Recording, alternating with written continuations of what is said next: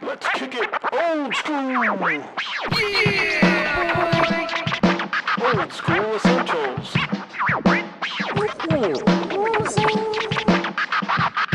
The further adventures of the Thunderous Fury. It is Old School Essentials, the Further Adventures of the Thunderous Fury, Session 56. It's time for the recap from Session 55 and Session 54. 4. Wow.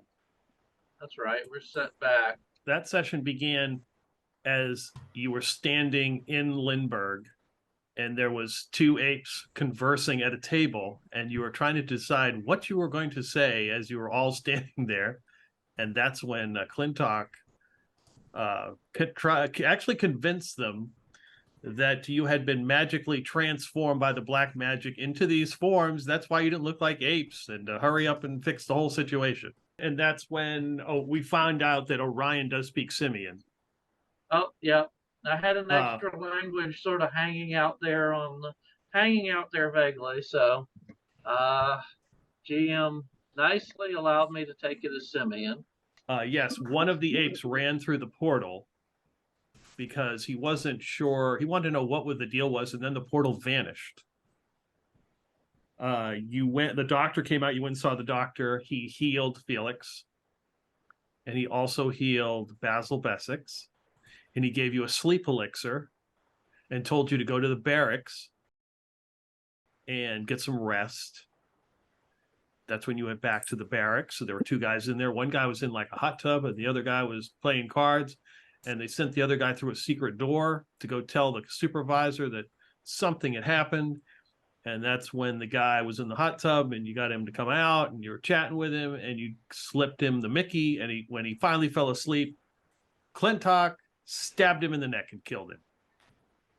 Oh, yeah, Mr. And that's when you dragged him up and stuck him in the bed and stuffed the sheets under the bed. You went back out, and you were talking to the one that guy was left, and an ape spellcaster, because they have carry staffs with crystals, came out and wanted to know what was going on. So he wanted to go inside the door. Mm-hmm. He went in the door. Clintock stayed back and talked to the ape at the desk. So the three of you followed him in. And that's when we had the fight with him as you attempted to knock him off the balcony. You managed to do that. Orion used the water spell and put the water in him and had him stuck in the water. And he did manage to get out of the water and blasted a lightning bolt, which dropped Felix. And before that, he blinded Basil Bessex.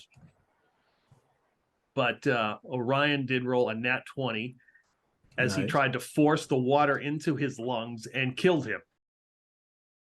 So he died. And Clintock the whole time was, because the guy was like, do you hear something going on in the barracks? And Clintock was like, no, I don't hear anything. Back to what we were talking about. I think this is the part where Clintock wanted to know more information about where Karn was, and all you were told was he went through his double set of doors, and you gave him one of the spores to eat because you said it gave it magical properties, and he did eat it. Quintus was his name, and it tasted very soapy, and it was coppery. Oh, and Clintock said, "Oh, I see the glowing in the back of your throat. It's starting to work." Let's see here. So you managed to get out of that. Oh, you went back to the doctor and said these were the secondary effects from the black magic. And he put Felix down on his like private bed and told him to rest. And he left to go research to see what was going on. Oh, he was researching. He was going to go talk to somebody at the infirmary. Different people came in and were looking for the Employment and Compensation Office at various times. That's when you decided, after he left, to start the fire, and you convinced Quintus to go find him. So he had left, and Quintus was coming back, and he was like, why are you guys up walking around? And you told him, go back to the desk. You're not at your post. He's like, okay, don't run off too far. And of course, you went into the lecture hall. Somebody was giving a lecture. Then you went into the city. You went to the Snarling Monk. You got a room that's when Clintock went and found somebody who was the same size as him and swapped clothes with him.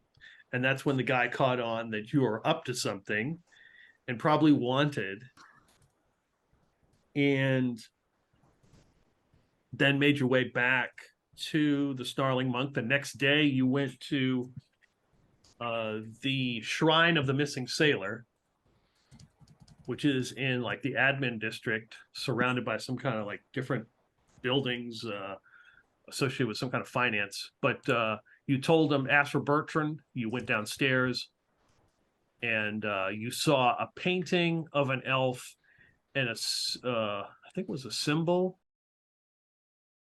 Yeah, there was a symbol on the wall, and it stood for the Sons of Mantro, which you know are an underground organization that is fighting the Ape Empire.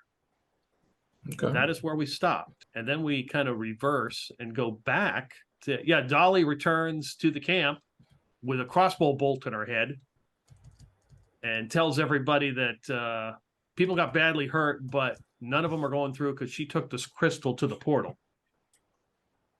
And that's when her protege, Tamul, shows up. That's me. Yes, and Zofan did attempt to take the crossbow bolt out. Dolly was unsure about it because she didn't know if it increased her street cred or not. That's right. But Tamul did take the crossbow bolt out, and then Jantor shows up because he's being chased by beast creatures that get peppered with arrows from the hobgoblins. And I will do one addendum right here. What you did notice when the hobgoblins shot these two beast creatures, which are humanoid and they have a head of like a ram or whatever. As you guys were talking and looking, you realize those guys that were peppered with all the arrows and looked dead got up and stood up like they were still alive. And they would get shot like 5 more times and they'd fall back down until one of the apes finally goes over there, standing there, pulls from his quiver what looks like an arrow, and it gives you like the glinted, it's probably a silver arrow. And he jabs it in the head of one and does it to the other, and they don't get back up. And there, Jantor arrives, and you can pick it up there, Russell, as we get the Jantor's recap. That's part of his gruel that they're going to pay him. Jantor arrives and gets introduced around, and it seems sort of confused, but that's okay because his story is also confusing. So who cares? So having a little chat with, but he agrees to mercenary himself out to Remy, at least until his old boss arrives, for at least for the first day or two, for the price of getting fed. So yes, Remy bought Jantor for gruel, literally. So he gets his gruel, talks around. Jolie decides that she can give some people some stuff if we're going to go back. That's useful, and gives me a scroll called Hashman's Grand Concealing, and gives Tamil a scroll called Redrak's Planetary Scrying. Mm-hmm. We go towards decide to attempt to rescue the rest, that is, attack the ape camp, but not exactly attack. Rescue first, attack later. On the way, we pass Lurk's Rest, and our two newest characters get a chance to test the waters, as it were. Jantor just gets healed, which does nothing because he was already healed. But our newest friend here gets an extra stat, which is absolutely amazing. As we're getting close, we finally read Hashman's Grand Concealing, and it seems to work quite well, although we can't tell much of difference until we get close enough. So we get to the camp, notice that the illusion is gone, and we see strange-looking trees and workers dragging bodies to pyres, supervised by the three-eyed ape and apes in the ape in robes. So the portal opens 50 yards from us, and then we find out that Hashman's is actually working quite well because 6 ape soldiers completely ignore us and go out and talk with the apes who were there. and start evacuating the ape wounded, at least through the portal, which then closes very shortly thereafter. Wait, you forgot the close call we had with the with the three-eyed guy. Remember he was he was all up in our grill, Three-eyed just guy like, got oh. close, looked around, apparently still couldn't see us. Thank you, Scroll, and walked away. So there you go. So three-eyed ape, we get close enough to hear the conversation, but here it's 30 minutes until the next portal, and we decide that maybe we don't want to wait for lots more apes to come through again.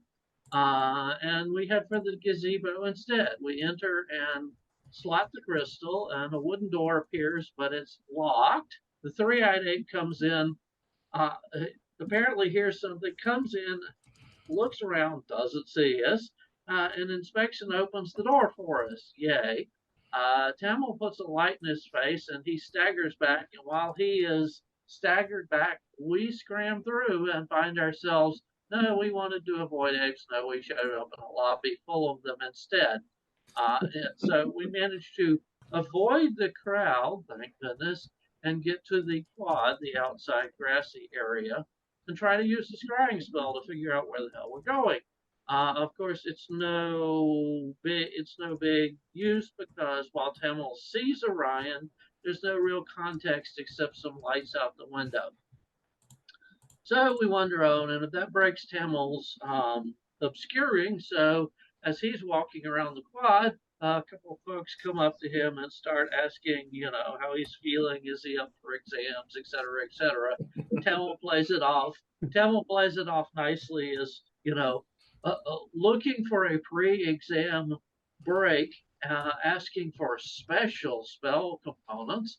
And they direct him to the docks where we are supposed to listen for the dueling pianos.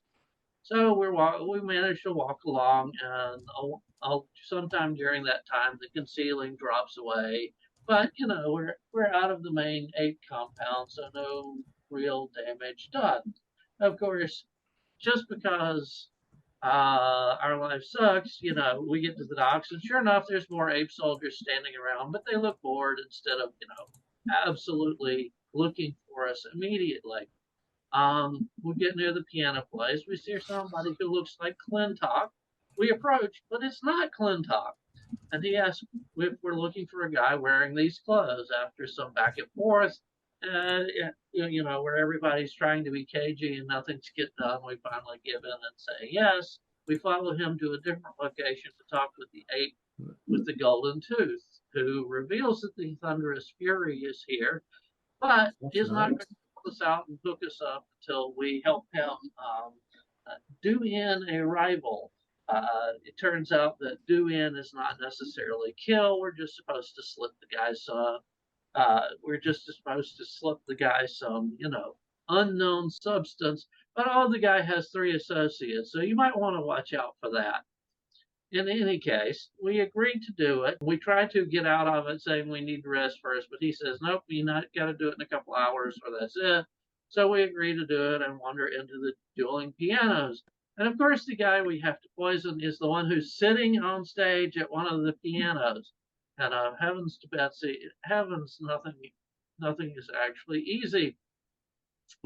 So we go through all sorts of plans, starting with John Tor trying to, just feed, bring up a tray of poison drinks to the guy who, that doesn't work too well because he immediately sets it aside. Apparently he's had plenty of drinks.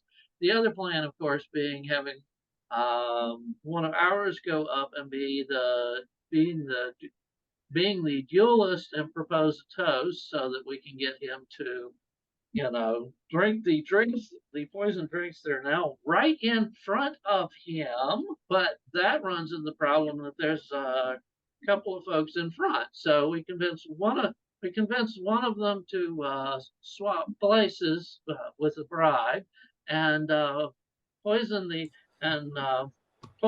other one to see if it's the fast acting stuff.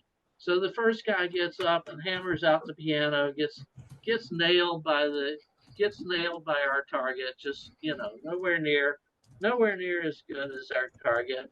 and slumps over at the piano. So apparently, whatever hit him um, does so fairly fast. So they haul him out. And up next is Zofan. Zofan gets up, does a decent showing, but once again is outdone by our target. And he graciously says, "Okay, outlaws, blues, propose a toast. We finally get the guy to drink something." Except as that happens, the next guy up, who we made the deal with to get his place, comes up and yanks Zofan's mask off, since that was part of the deal. And we see our target out there open his eyes wide and look at Sofan and realize exactly who could make him absolutely the richest man in that damn town if he turned us in. Yeah, he's on stage for a little while and he's drunk his drink, so maybe we got a little reprieve, except he sends one of his guys out to apparently inform the guards. So while a couple of us slip out and trying to follow the guy who's out to inform the guards, and see he is indeed making a beeline for the guards we saw on the docks.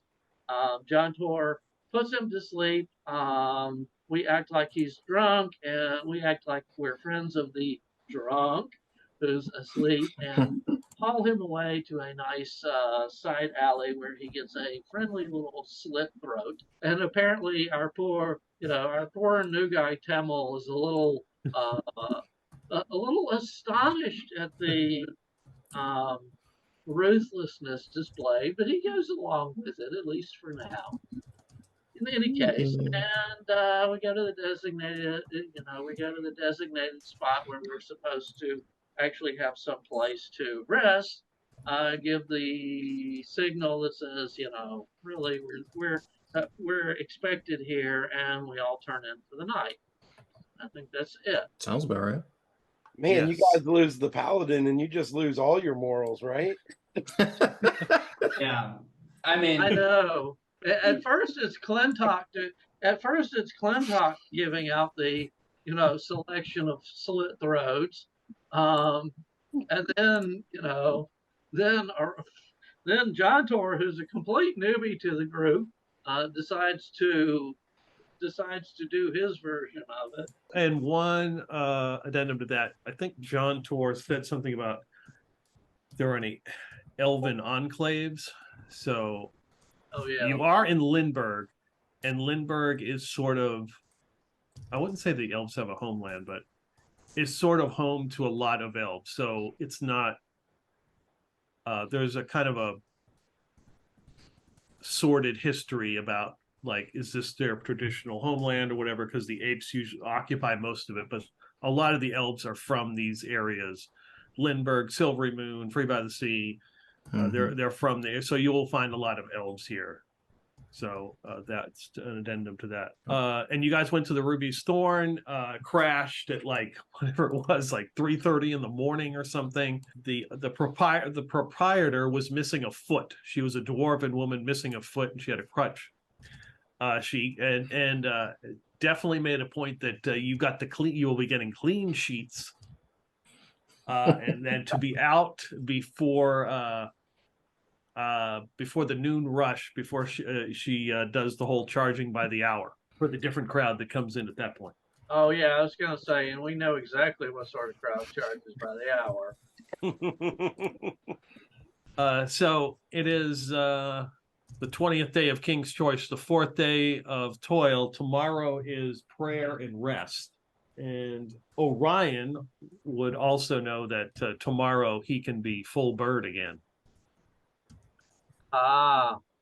Zofan, Tamul, and John Tor awaken to the sound of wood breaking, like somebody kicking in a door. And when you wake up, you realize that is not your door that's being kicked in. But you do spot a person laying on the floor coming awake, and Zofan would recognize that it is Basil Wilberforce, who is sleeping on the floor. Tomorrow he's gonna grab his staff and just, what's going on? Oh, hey, don't hit me! Oh, It's okay. My name's Basil, and I'm friends with everybody else here. Who are you? Don't hit me. No, I'm not. I'm not going to hit you. No, I'm Tmool, and I'm with the oh damn. Thunderous Fury. The thunderous. It's literally on his shirt. On both shirts. With the thunderous fury. Bastion's wrath. Yes. So what does Basil look like for Basil is so until recently Basil was dressed in basically rags and leather and multicolored leather armor, but he came into some money when he was in Clinkville, and so he's got better clothes on. He's got leather armor on that's in many colors. He got a haircut, basically got a bath. Yeah, he got a haircut. It's Yeah, leather, seafoam, green, aquamarine, and chartreuse in color. He's also a member of the Guild of Many Colors. Yes. Okay. And so his clothes are smart but well made, for adventure. So they're sturdy and well made. Now he actually had his first bath in Clinkville in like 5 years. But he hasn't had a bath since then because he's not in the habit of bathing. So his hair is kind of greasy and stringy. He doesn't smell that great. He's extremely cowardly, and he seems very shy of you as he's telling you who he is. Well, John Tor, of course, is looking to the only known member of Thunderous Fury to see if he confirms this crazy ass story. I managed to sneak through the portal gate, and then I saw Zofan, so I followed you guys back here. And by the time I got in, everybody was asleep, so I just decided to crash on the floor. Well, how polite of you. Zofan, is he for real? Oh, hey, Basil. Oh, Hey, buddy, Basil. what's going on, man? Late night at the piano bar. Have you guys found Karn yet? We haven't even found Basil or Basil Bessex or Clintock yet. We found someone who looked like Clintock. Clintock must be more fashion forward than we gave him credit for.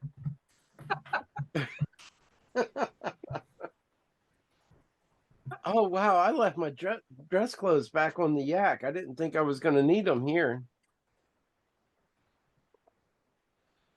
Oh, I think you'll get by here. I think you'll be just fine.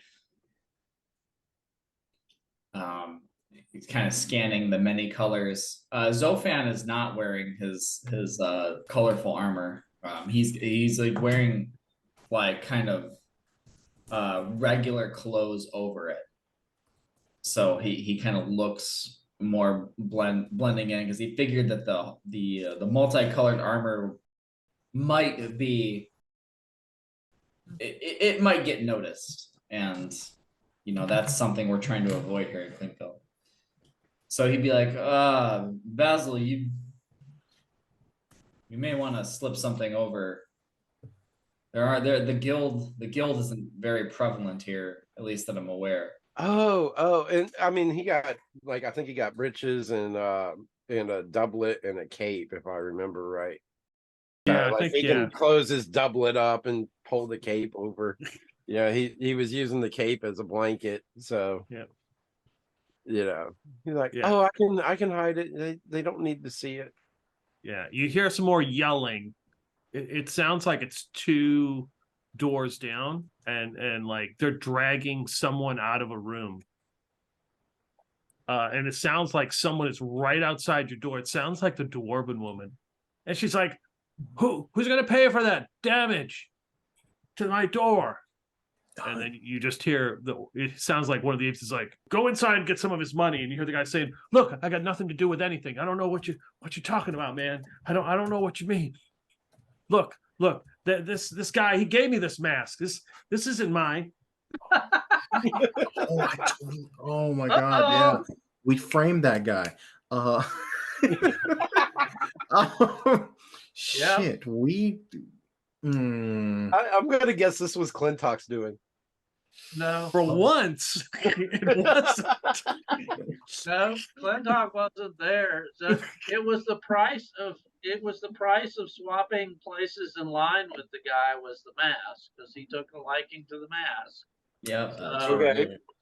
we didn't frame him technically. He was the one who suggested it and then ripped the mask off of Sofan's face right in front of the other guy. So And Karma's a bitch.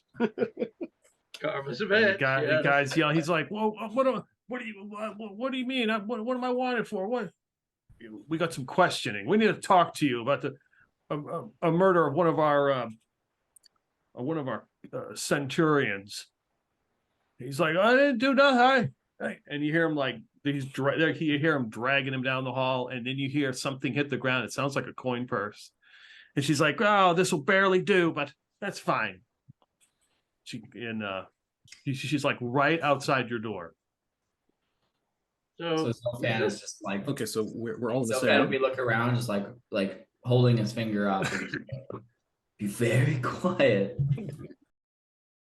Yeah, Tamul, he's going to like zip his mouth and maybe like glance out the window to see if there are any more soldiers outside. Yeah, you look out there are two other ape soldiers standing there in their, padded leather armor.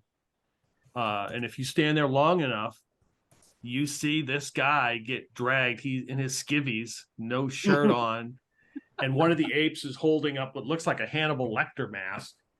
And they're like, you can't hear what they're saying. They're conversing, and it sure looks like the same guy that Zofan gave the mask to at the Tough Nut Oasis, and they're just like dragging him away. Zofan would like be looking out the window and seeing him just like kicking and screaming down the street. Like, can't save everybody. But let's try to find the rest of our group. So Things yeah, escalate. yeah, about like 5 minutes pass, and there's a knock at the door. well, who is it? Boys, there's your friend waiting out here for you. Okay, thanks. Well, I guess we get going. Of course, John Tor is the only actual member of the Thunderous Fury that John Tor knows is a member of the Thunderous Fury is Zofan. So he sort of looks at Zofan and says, "So we going now?" He kind of stretches. He lets out some morning flatulence. What's that charisma? What's that charisma? And he has a charisma of 7, so Ah, gotcha. all right, let's go. All right. Basil doesn't really look too alarmed at the flatulence. He just lifts a leg and lets one rip of his own. Can we get out of this room before someone shits themselves? Please. So yeah, we'll head out the room. There's more room out than in. Check to see if they're waiting out in the hallway, or are they waiting? Well, I'm glad you saved that for in there. God, close that door. We're just fumigating, that's all. Apparently. As she's standing with her, she's got her crutch, and it's a dwarven, and she's fixing like a little painting, some crappy painting of like the scenic view of Lindbergh. She's like, it's like it was crooked. She's standing on the wall. Your friend Bertram is downstairs waiting on you. It's been a pleasure. Just tell him that remind Bertram that things ain't cheap here. I got things to fix and food to eat, and I got to take care of things. Just remind him of that. Sure. Oh, we'll let him know. You guys go down the steps, and make your way outside, and standing there in what looks like Clintock's clothes is Bertram, with missing his arm, just kind of standing there looking around. He's like, yeah,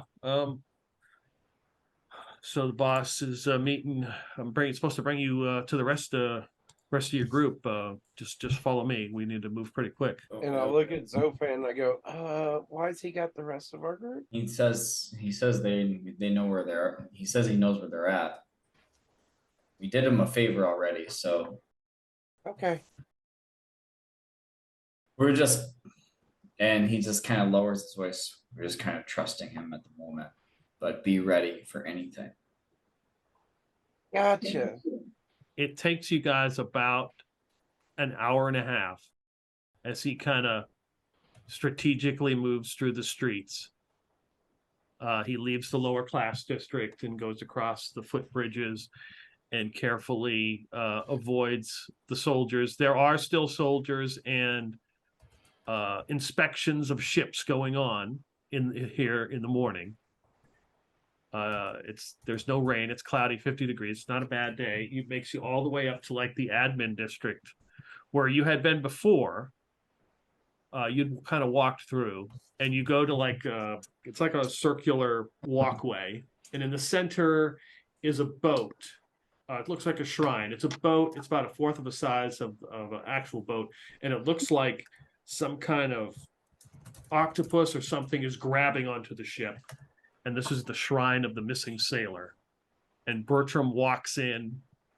He opens the door and walks in. The grass, it looks kind of unkempt, like it hasn't been really taken care of. The grass is all burned.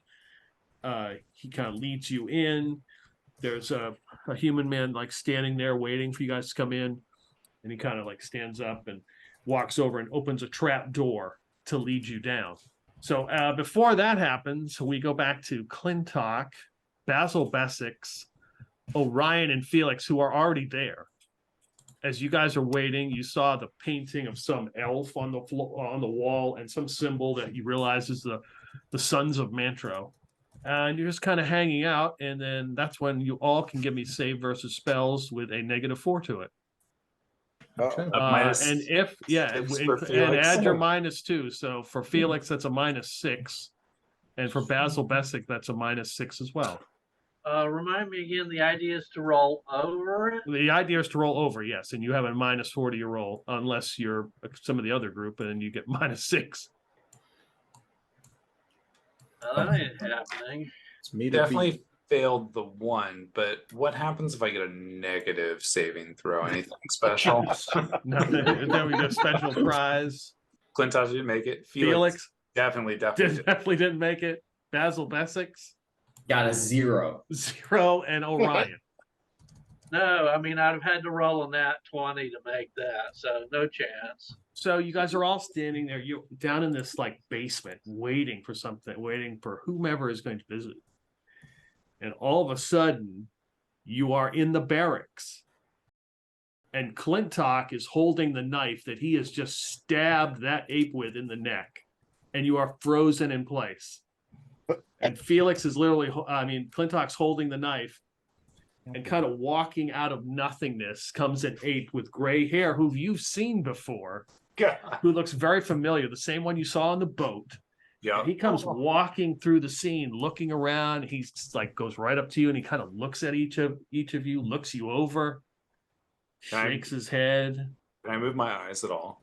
No, but strangely enough, as you're kind of in the scene and aware, you see a guy with a Hannibal Lecter mask, kind of standing over the body as well, looking at him. And then there's another guy who's holding a scythe. He's sitting on like one of the beds, and he's looking at the scene as well.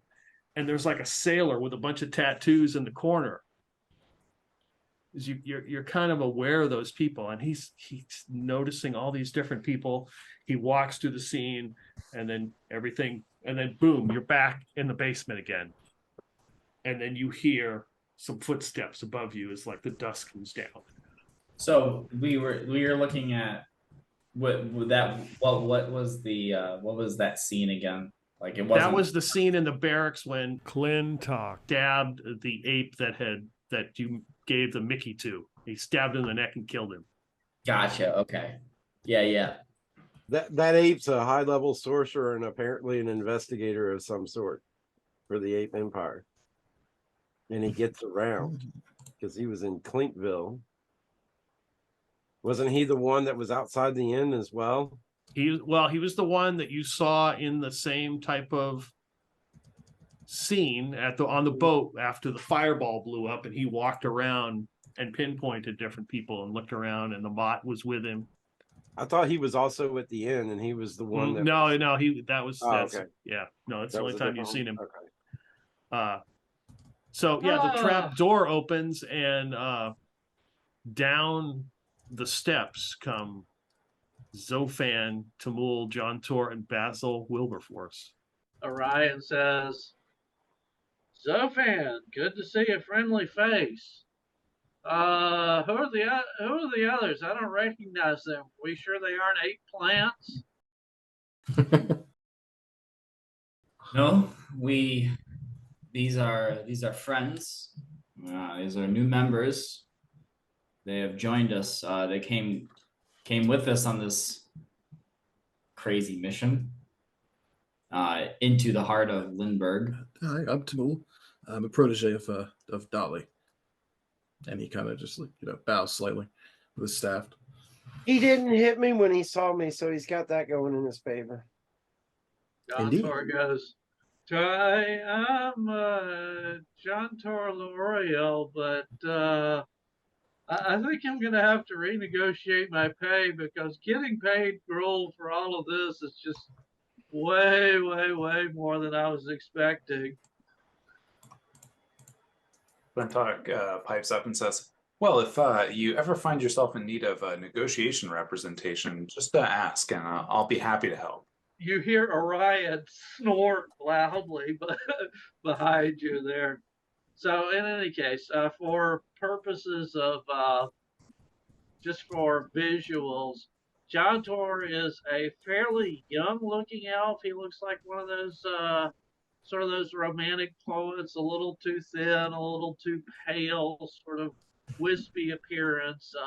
But despite his wispy appearance, he's hauling around plate mail and leaning on a spear. So maybe he could be your favorite meat shield now. Except he'll run away, but whatever. So this is more of the Thunderous Fury. Wow, you guys have a lot more. You don't look much compared to all the rep. Is that you like undercover or whatever? Yeah. I've taken a little bit off of trading because, we don't have a good weight room here. So I realize that I might not look as big as you probably imagined, but this is it. And one thing you'll notice, Tamul, about Basil Bessex is he has one arm that is much bigger than the other. His right arm is much larger than his left arm. Okay.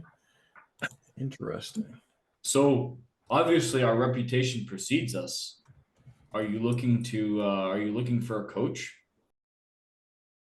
No, I was with Cromwell's carpetbaggers, but got separated and ran into the Thunderous Fury. Well, but I was supposed to run into the Thunderous Fury because this strange ratty-looking guy with a glowing symbol on his forehead called Ox hired us to come find you and warn you about this guy name of, I can't remember the name, this guy who was coming after you and setting up a trap for where you were going. And so, I mean, but he didn't say anything about the Ape Empire. Maybe he didn't know about the Ape Empire. I don't know. This is all so confusing. Indeed. How is Ox? Well, Cromwell talked with him. I only saw him a bit. Cromwell talked with him. I mean, he looked,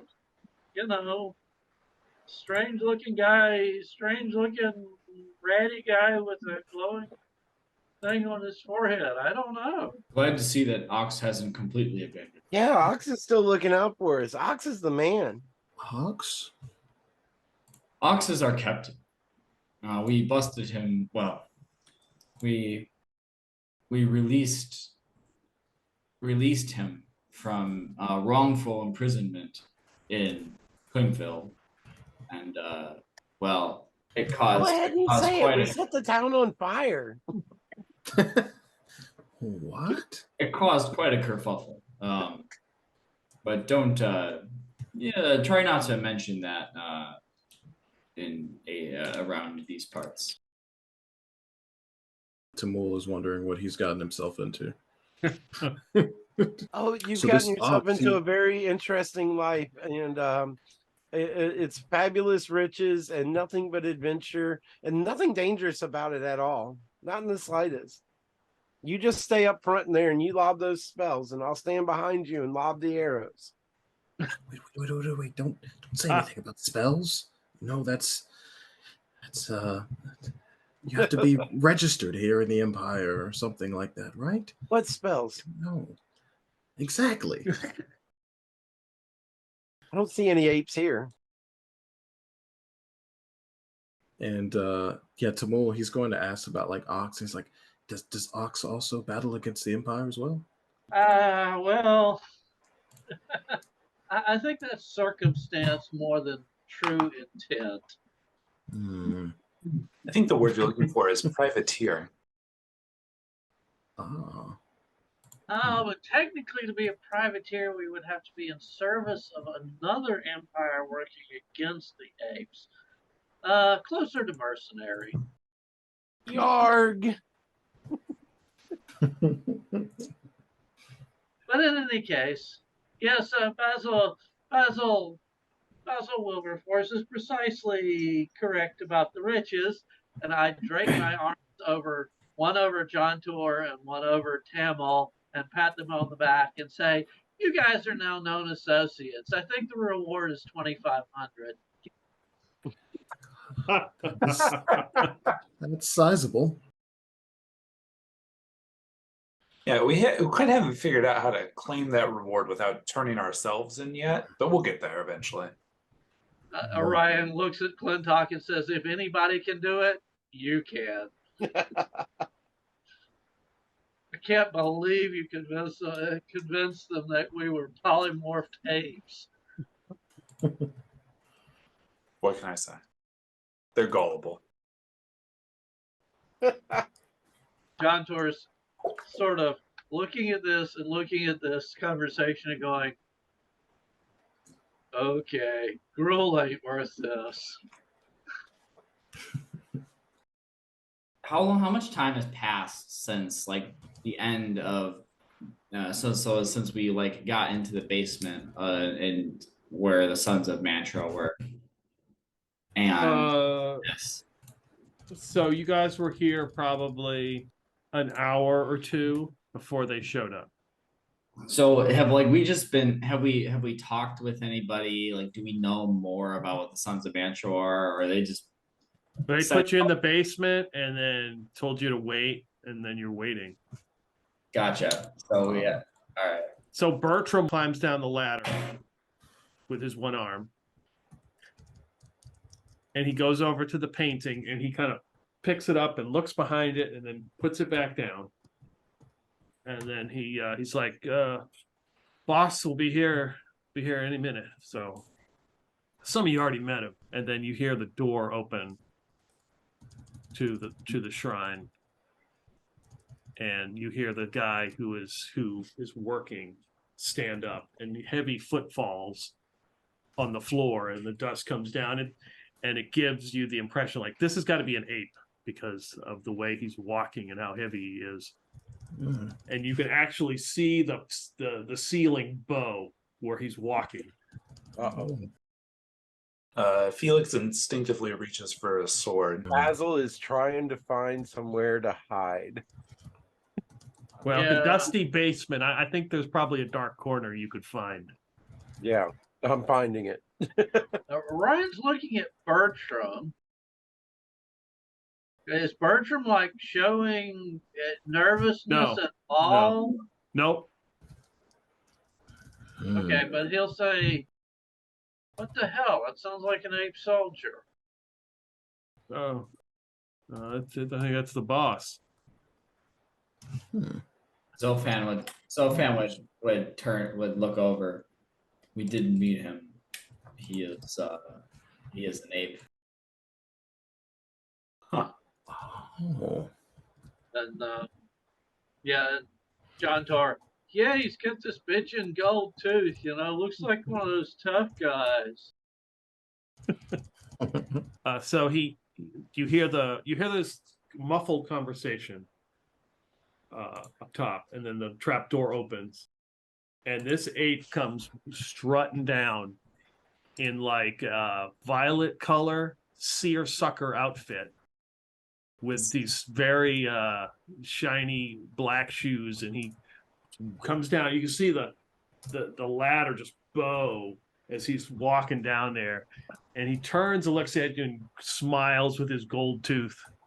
Oh, the thunderous fury. And he goes over to where the painting is, and he lifts it up, and he looks at Bertram and clubs him in the back of the head. It's like, you. And he reaches into his pocket. Looks like he takes out some kind of chalk, and he's holding the painting in one hand, and he kind of like does something onto the wall, puts it back up. He's like, looks at Bertram in disgust. Like, all right, well, boys, seems like I've got all of you here. How have you been? Basil is cowering and trying to stay completely in it. And then Tamul is doing much the same. And then he kind of snaps his fingers, and a piece of celery appears in his hand, and he starts chewing on it. Geez, what is this? The incarnation of the Traveler? Sorry, another game joke. Clintock just has his feet. He's sitting down somewhere and just has his feet propped up on like a crate or something that he could use, and says, "Celery." Yeah, or carrots, or some other vegetable. We're traditionally vegetarians. Fair enough, but I thought you'd have more taste than celery. I mean, you look way more fashionable than that would suggest. Well, I think the only person we're missing is Ox.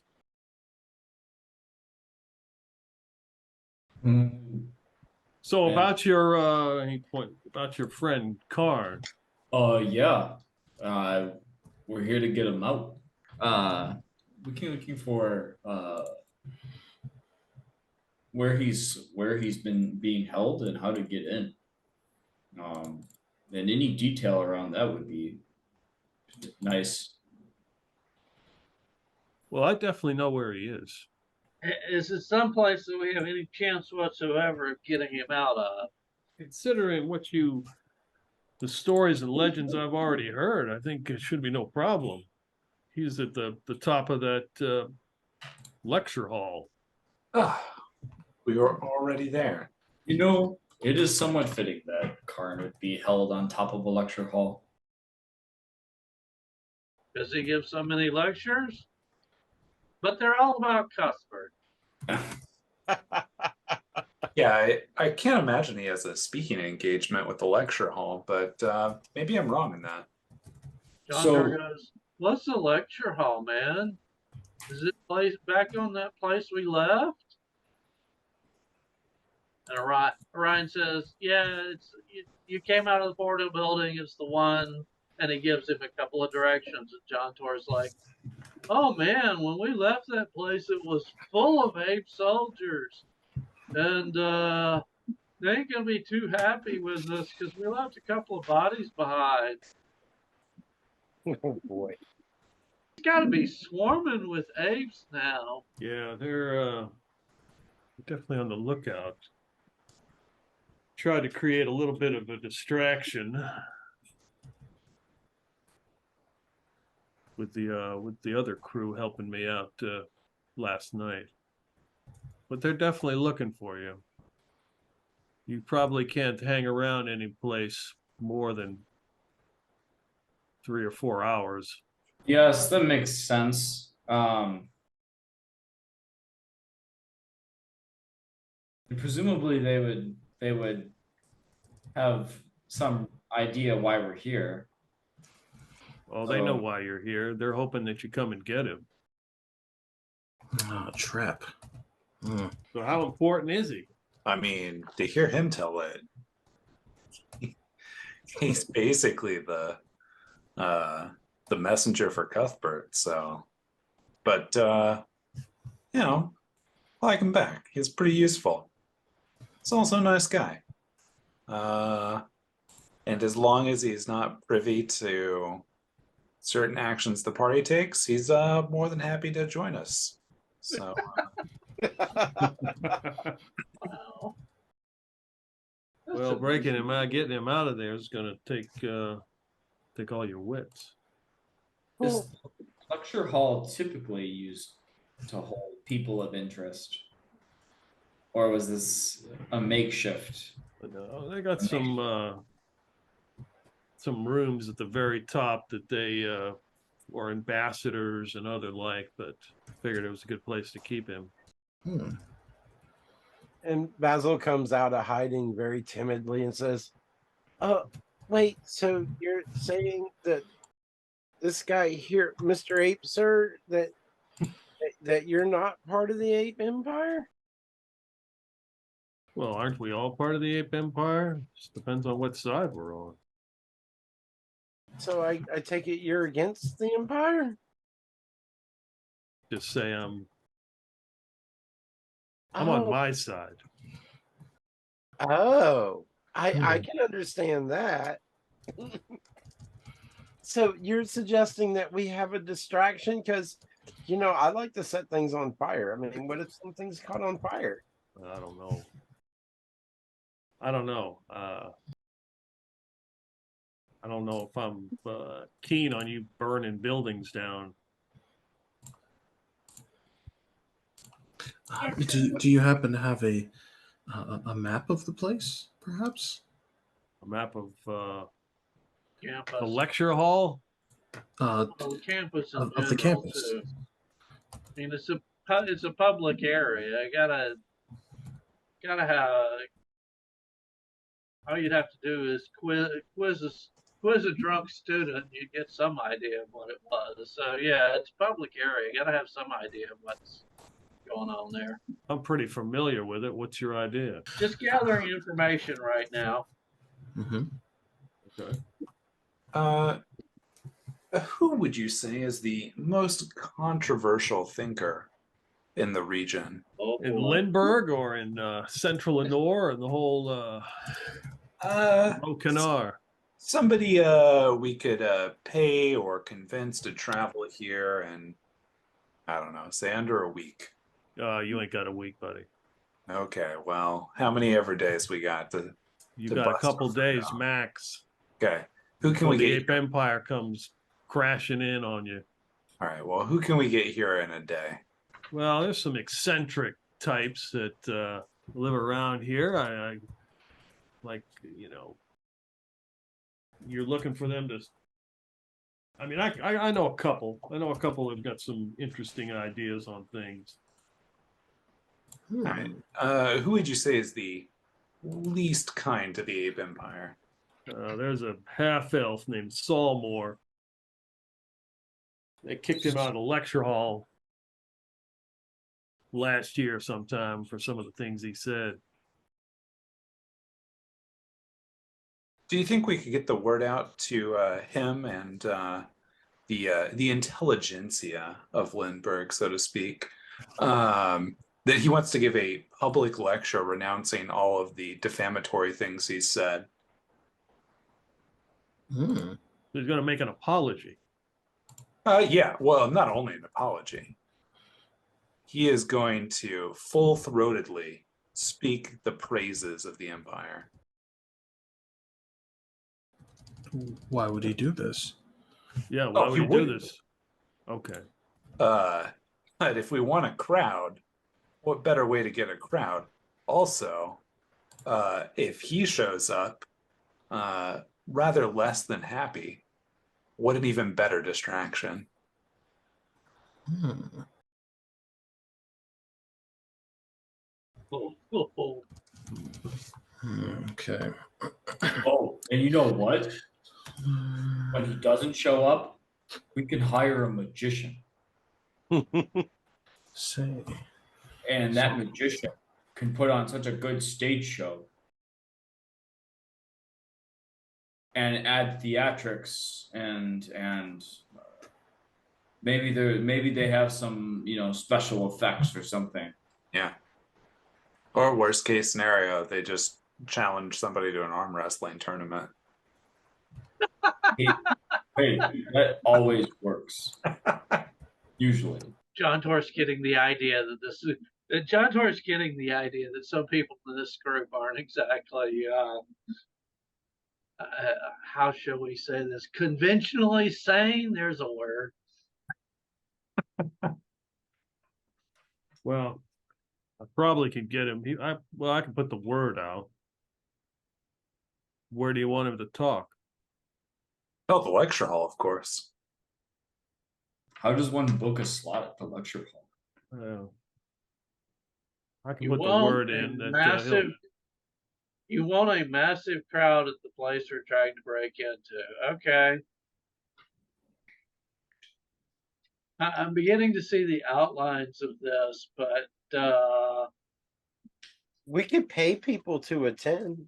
Surely there's a poor section of town that people would show up if they were promised as little as a copper piece. And now you're starting to see the plan come together, Basil. And what about free fucking beer? oh wow. Yeah, anybody who investigated the mess in Lindbergh, that's gonna be like a massive red flag.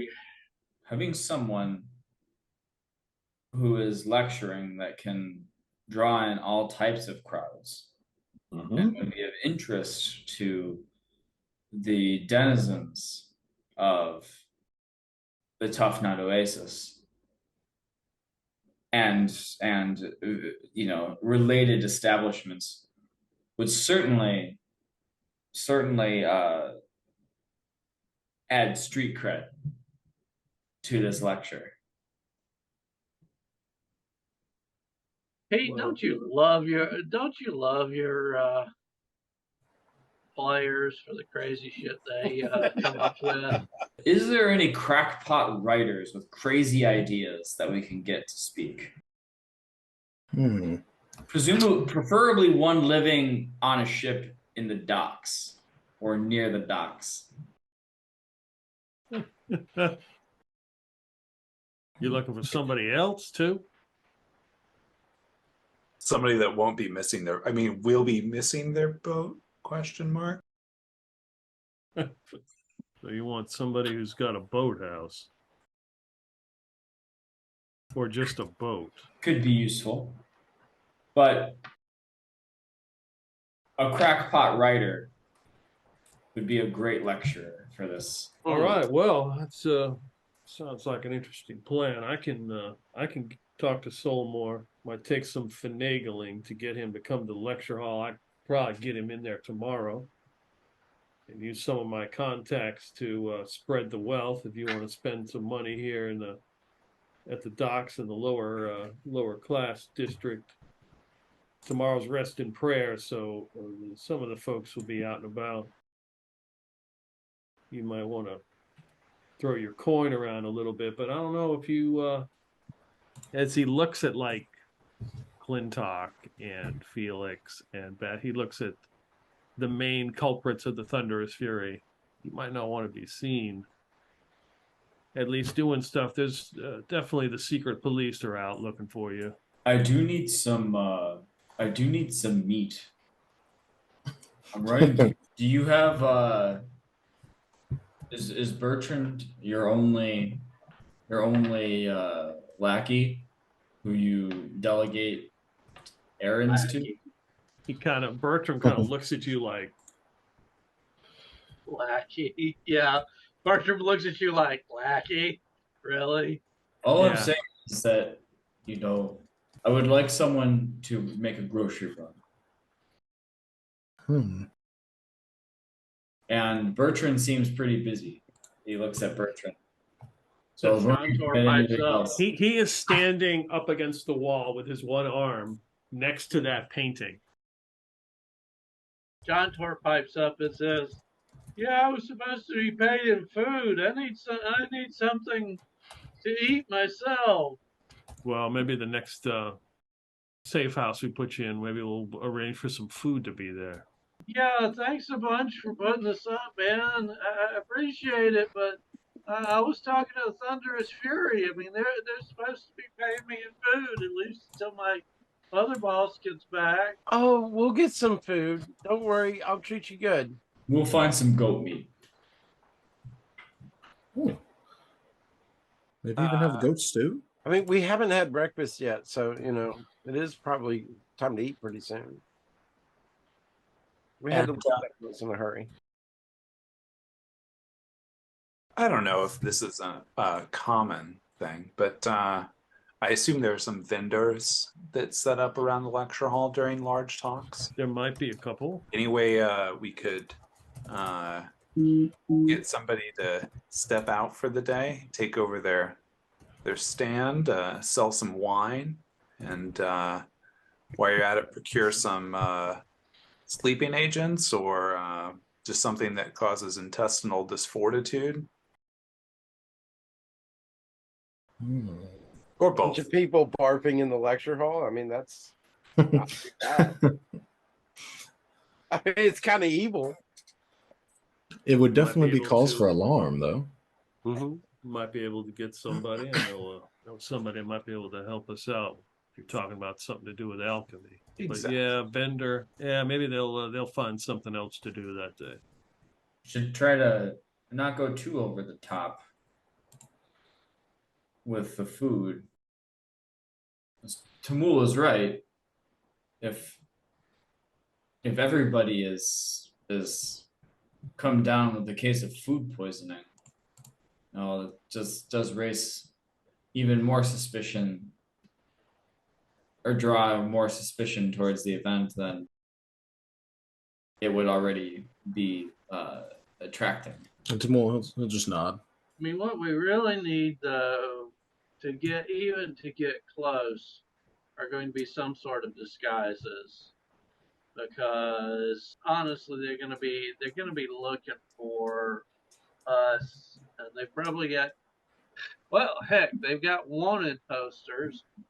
So we need something to change up how we look just to get close. Well, I'm not on the wanted poster. Yeah. I'm gonna need a monk's robe.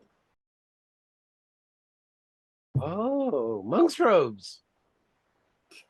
My suggestion is funny hats. Clintock, I know you're enamored of your hat. We've seen this already, but It's beret. might not be enough to throw people off. Yeah, I mean, clearly I wouldn't use a beret again. Might go with a chapeau. What about monk's robes with bunny hats?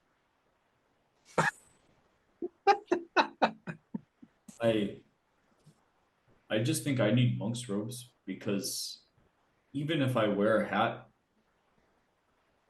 my reputation precedes me as arm wrestling champion. What about fezzes? How do you guys feel about fezzes? Fezzes are cool. Also, maybe some makeup. You're probably right there, Ryan. We probably need some makeup. Yeah. Fezzes are cool like bow ties. All right. Well, actually, that is an interesting point. Bow ties. Robes, hats. That's an interesting point. Is there another, not necessarily cult, but is there another local group that sort of dresses colorfully in robes and hats, since Clintock won't be separated from his hat easily, that we could emulate? And that's a question. That's a question for. By the way, what is our host's name? I remember Bertram, but He what's our hasn't host's given you name? his name yet. He hasn't given us the name. And so is there another local group we can dress up as that would match that description? I like to go around in robes and hats, especially if they have other distracting stuff. Well, if you're in the near the lecture hall, you'll fit right in. So really, you don't need to be part of any kind of group. I did see a couple people wearing fezzes around there. Now that you think about it. Oh, you mean student robes? Is that what you're saying? Oh, I'm saying that the academic types usually it brings out all kinds. Ah,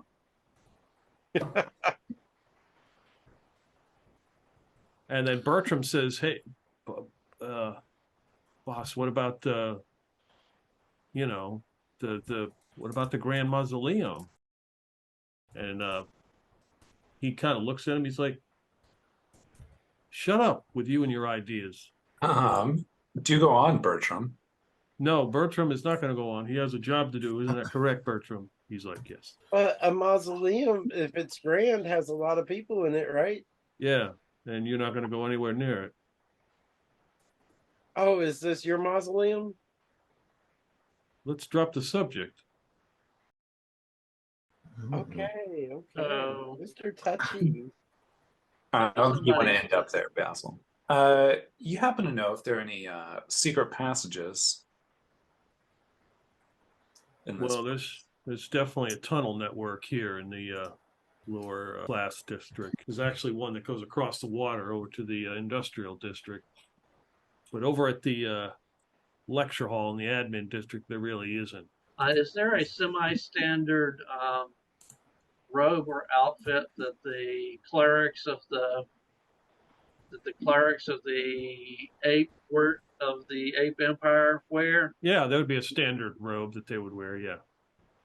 Okay. We're probably not big enough to look like apes in the robes, though. No. But I mean, it's a forced religion. They have to have other than apes in there. Are there non-apes who ever enter the clergy there?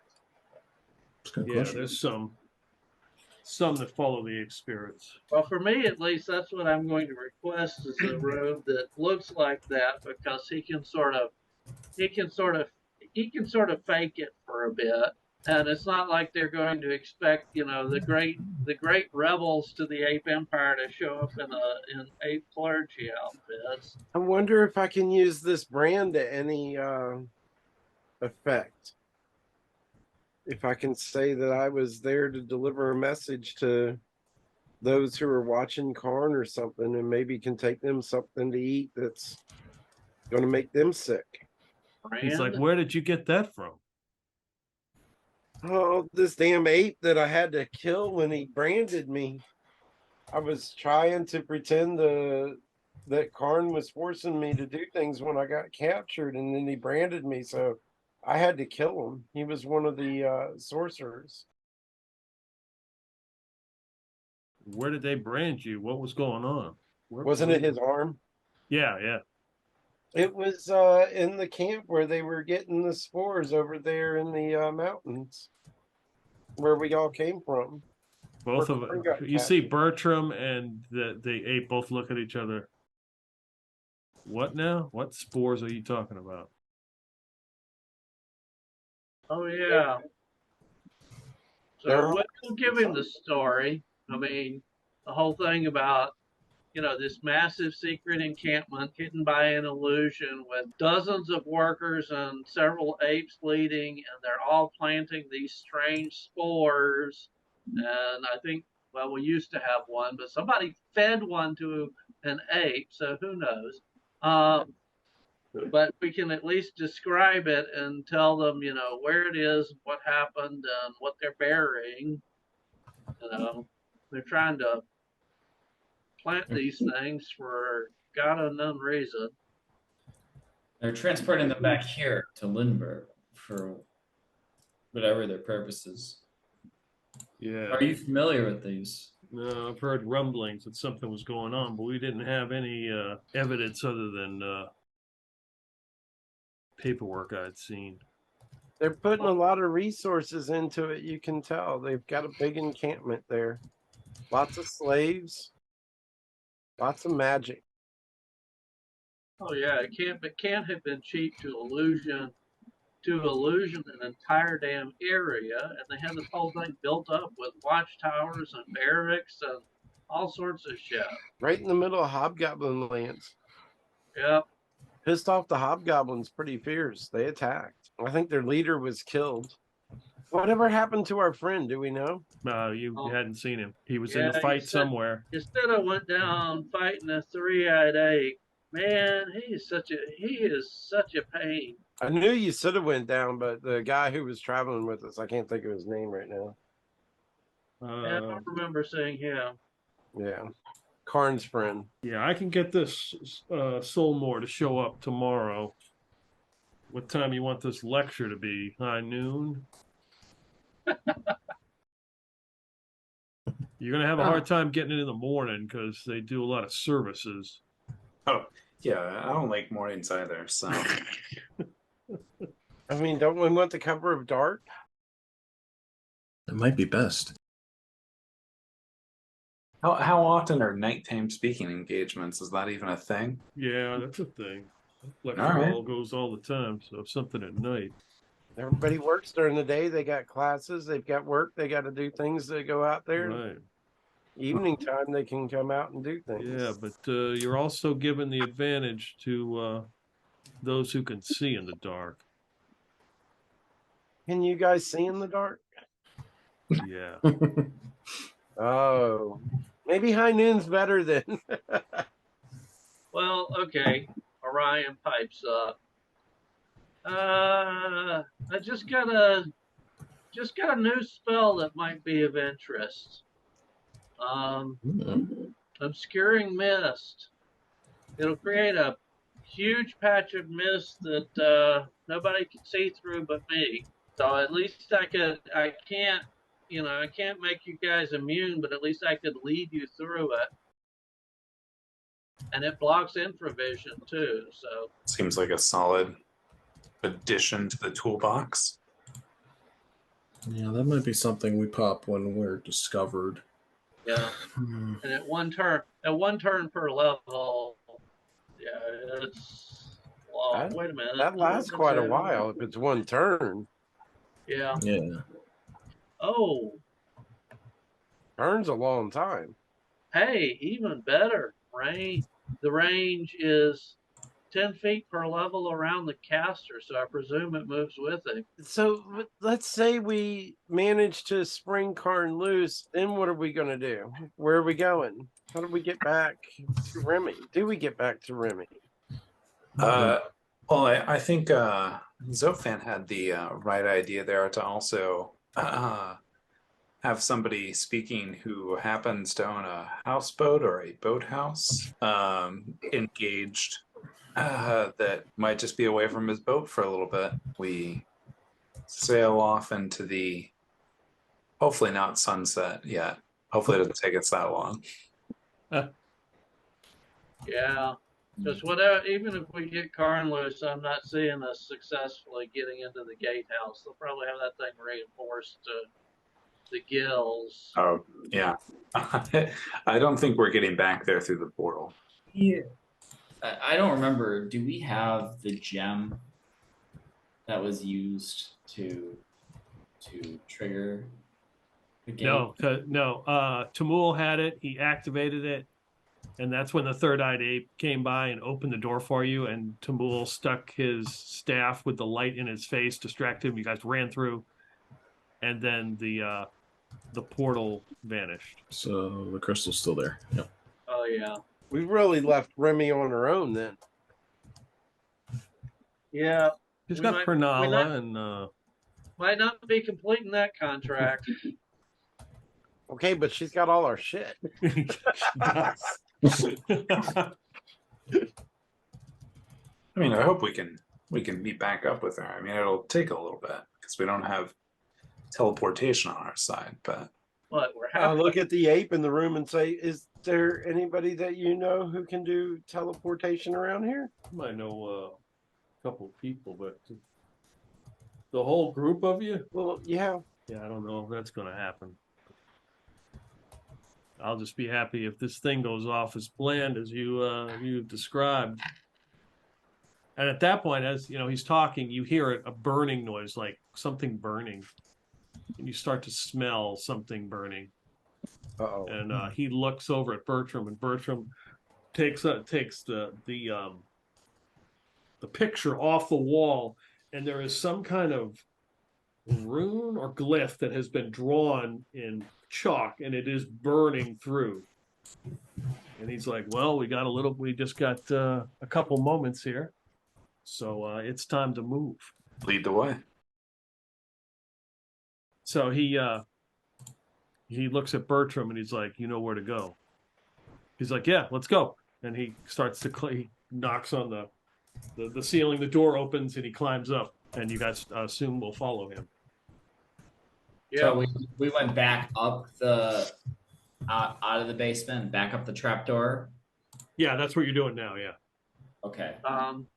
Ryan's going to use this sort of time where, you know, people are hustling and moving around, etc., to get close to the members of the Thunderous Fury that he knows. He doesn't know Tamil, he doesn't know John Tor, but anybody else he can get close enough to exchange a couple of words. He'll get close and he'll say, just quietly, you know, Bertram may be a traitor. Did you see that little thing with the boss looking at Bertram about not having the glyph on the wall? You know, he could have deliberately left off that glyph in order to sort of soft betray us. So be on the lookout for that shit. Observation, right? Observation. And I'm supposed to be the one with keen observation skills. I can still read an audience, you know. Just because I can't make up stories like you, I can still read an audience. So Bertram leads you out. He says, do not, don't come out in a gaggle, but follow me. Yeah. All right. After he tells me that, I keep a close eye on Bertram. So Bertram kind of looks around, and he kind of steps out of this shrine and makes his way out of this like circular area with these buildings, and starts to walk in a general direction. Kind of looks behind him a couple times, just kind of looking to see if you are following him. Are you doing anything to cover what you look like, or are you how are you leaving the shrine? Tamul, he's not gonna disguise himself or anything. He's just gonna be walking around because Okay. he's not wanted. Right. Okay. That makes sense. Basil's done up his doublet, so he's hiding his armor. He's got his cloak over top of him. And he sort of walks off in a diagonal direction from the way that Bertram is going, but keeping an eye on Bertram, and he's thinking about trying to follow him. It's a rep. Well, I mean, we are following Bertram to the next hideout or whatever. Orion will sort of eyeball the two newcomers and put his arm around John Tor and say, let me borrow your shield, dude. Oh, why do you want my shield? Just give me the damn shield. I'll get it right back. No problem.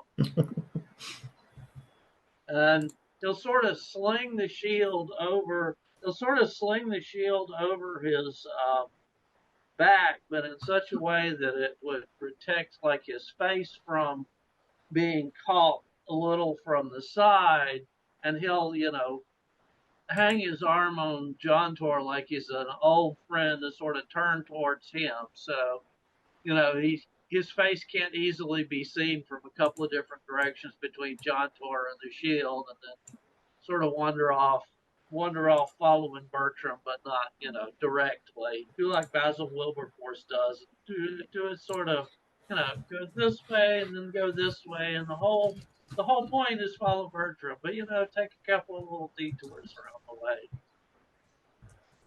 Yeah. Okay.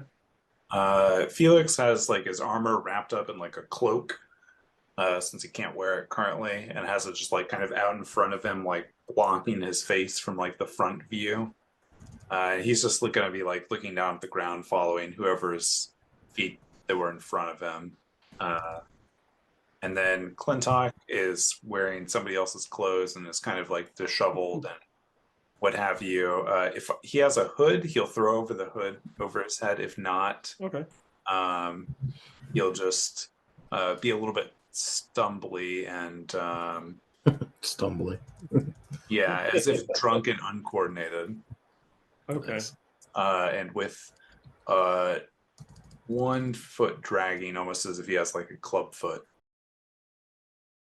Okay. I like that. All right. I'm looking around, by the way, for street vendors for food. Yeah, there doesn't seem to be any here. This seems to be more. This is the admin district, so there's. You see people walking around in more formal attire, like cloaks and Okay. suits and things, as you just kind of make your way. There's other people walking around. The person who, I guess, whoever left after Bertram is following Bertram, and then everybody else is following them. As Bertram kind of makes his way, he doesn't seem to. He's not like going down alleys or anything. He's just kind of walking in a general direction, not making it obvious. He comes up to what looks like a back of maybe a tavern. It's hard to tell. And he kind of he does a knock on a door. Whoever is the person following him, because I'm sure you guys are in like a line. He kind of knocks on the door, and the door kind of opens, and somebody kind of looks out, and Bertram opens the door, and he's kind of standing at the door waiting for the next person to come in. I'll say it'll be Felix. Okay.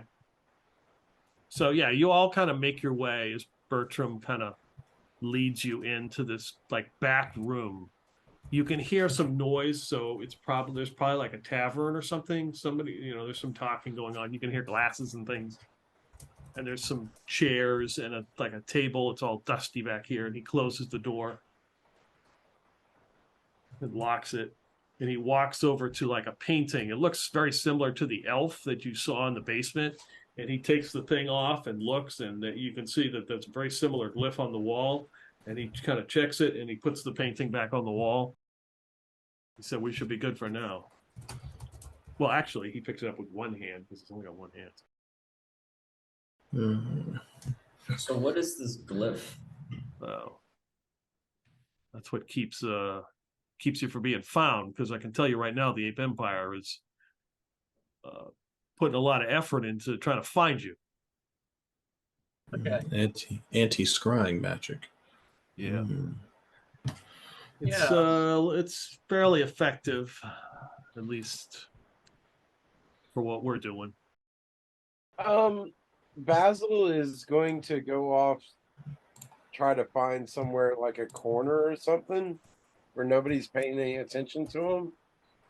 And he's going to use his potion of ESP that he's got 4 doses of and take a dose. Oh, nice.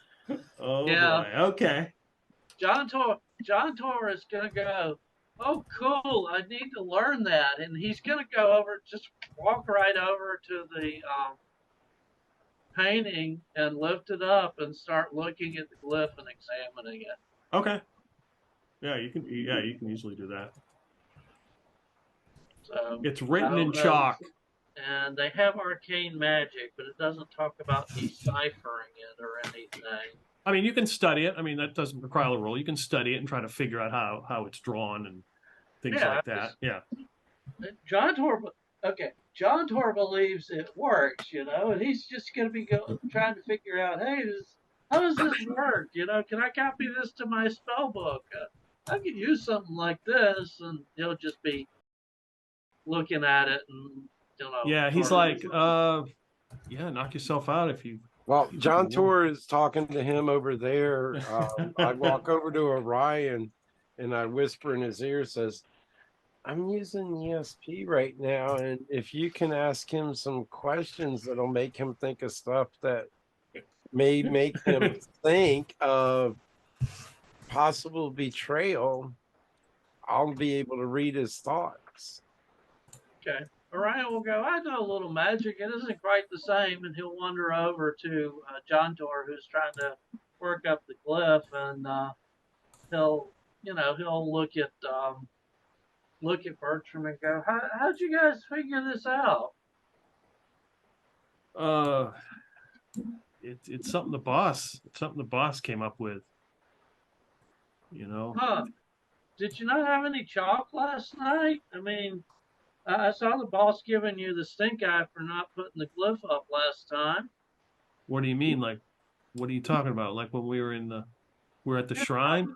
Yeah. Yeah, it's just the symbols are hard to remember.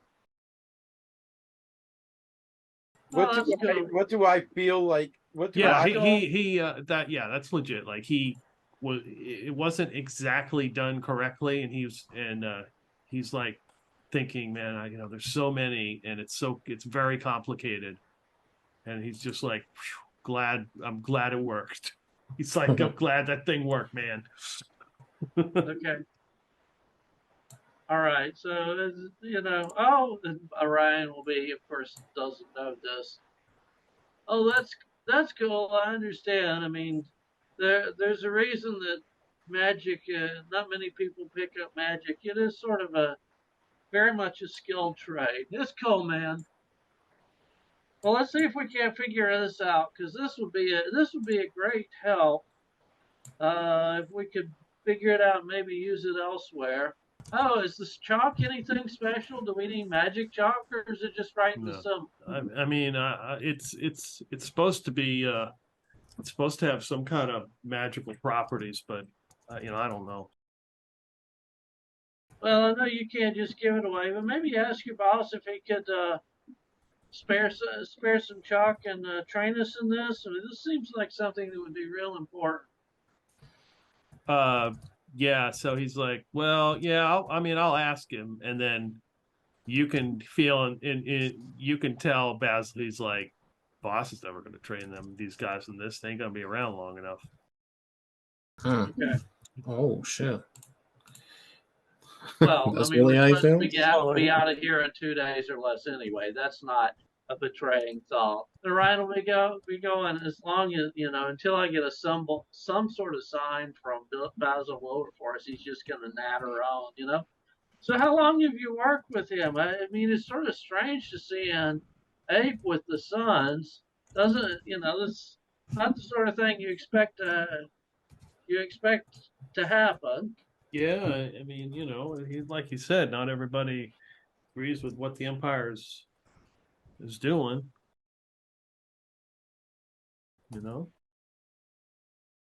I'm not getting anything from him that feels like a betrayal thought or. No, he's thinking to himself, I wonder who the boss knows in the Empire. Like that, he's like, I wonder like who he knows. Mm. Maybe the whole movement's a problem, but okay, so no obvious. I'll give Orion the high. It's okay. So I'm just gonna like sort of try to catch surface thoughts of people around nearby in range and see if I can catch anybody who might be a spy. Okay. Okay. My closing not the waste. Well, I see the sign. My closing question is going to be like, so if we smell this thing burning again, is there like a fallback place we should head for? I know you got errands. You might not be here the whole time, but That's a good question. He's like, I'm going to be here. No, it's priority one. He's like, well, next place we're going to head over is hopefully get across the bridge to the to the botanical district.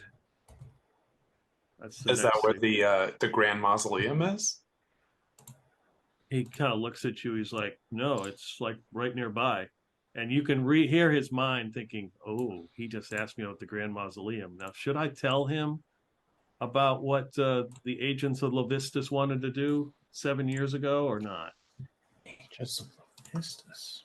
He's like, He's debating in his mind whether he should discuss further with you the Grand Mausoleum idea, Basil.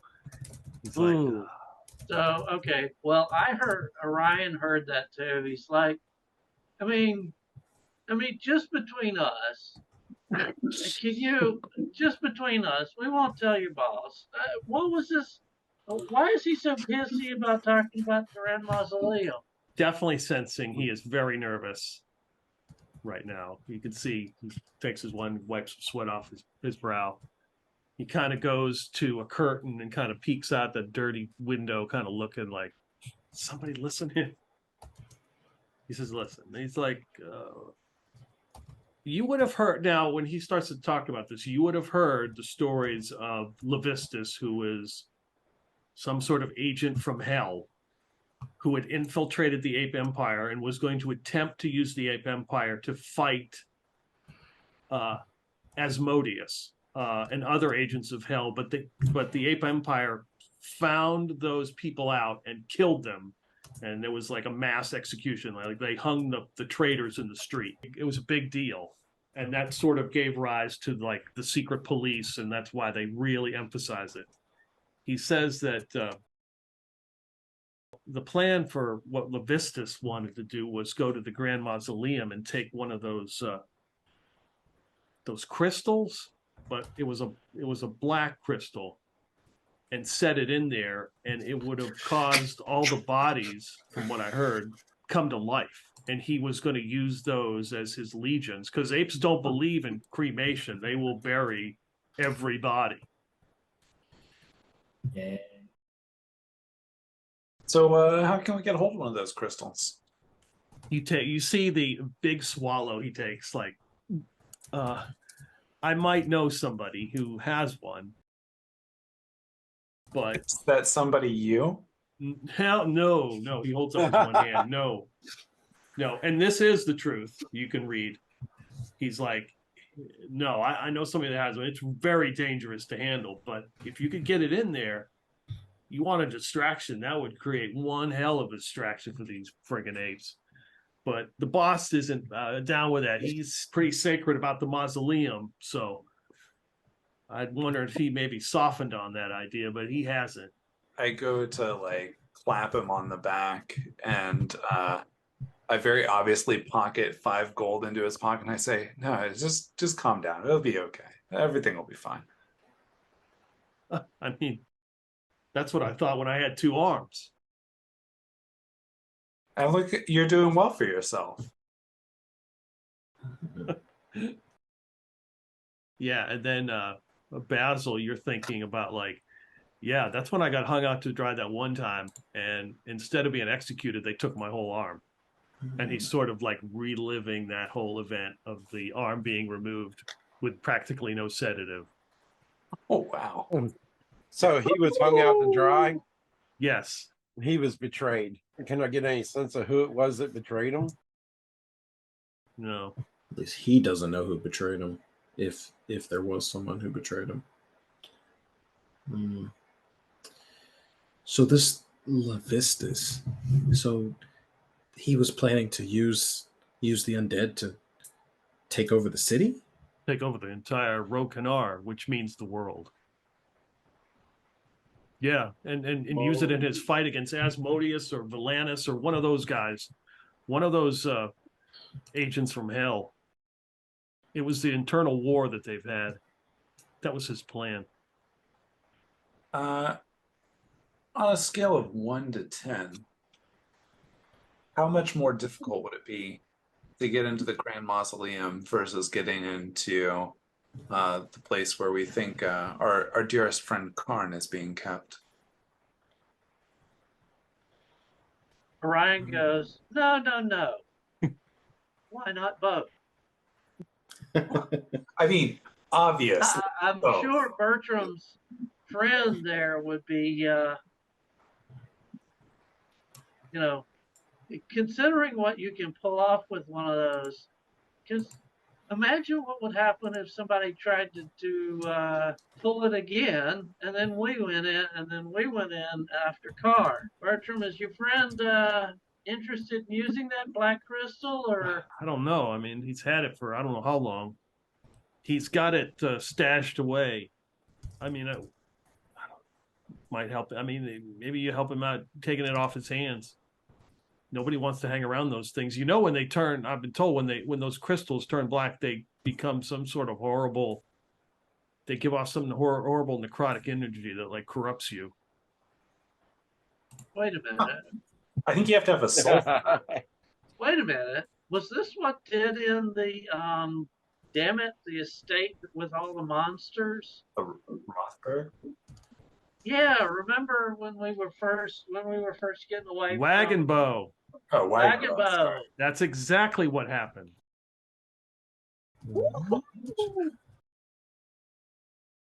That's exactly what happened to Wagonbow. Very good recall. Yes. Remember, he had a crystal, and then he was going to sell it, and then all of a sudden, for some reason, he kept it, and he got really weird, to say the least. So is that something that we really want to turn loose again? But do we have much choice?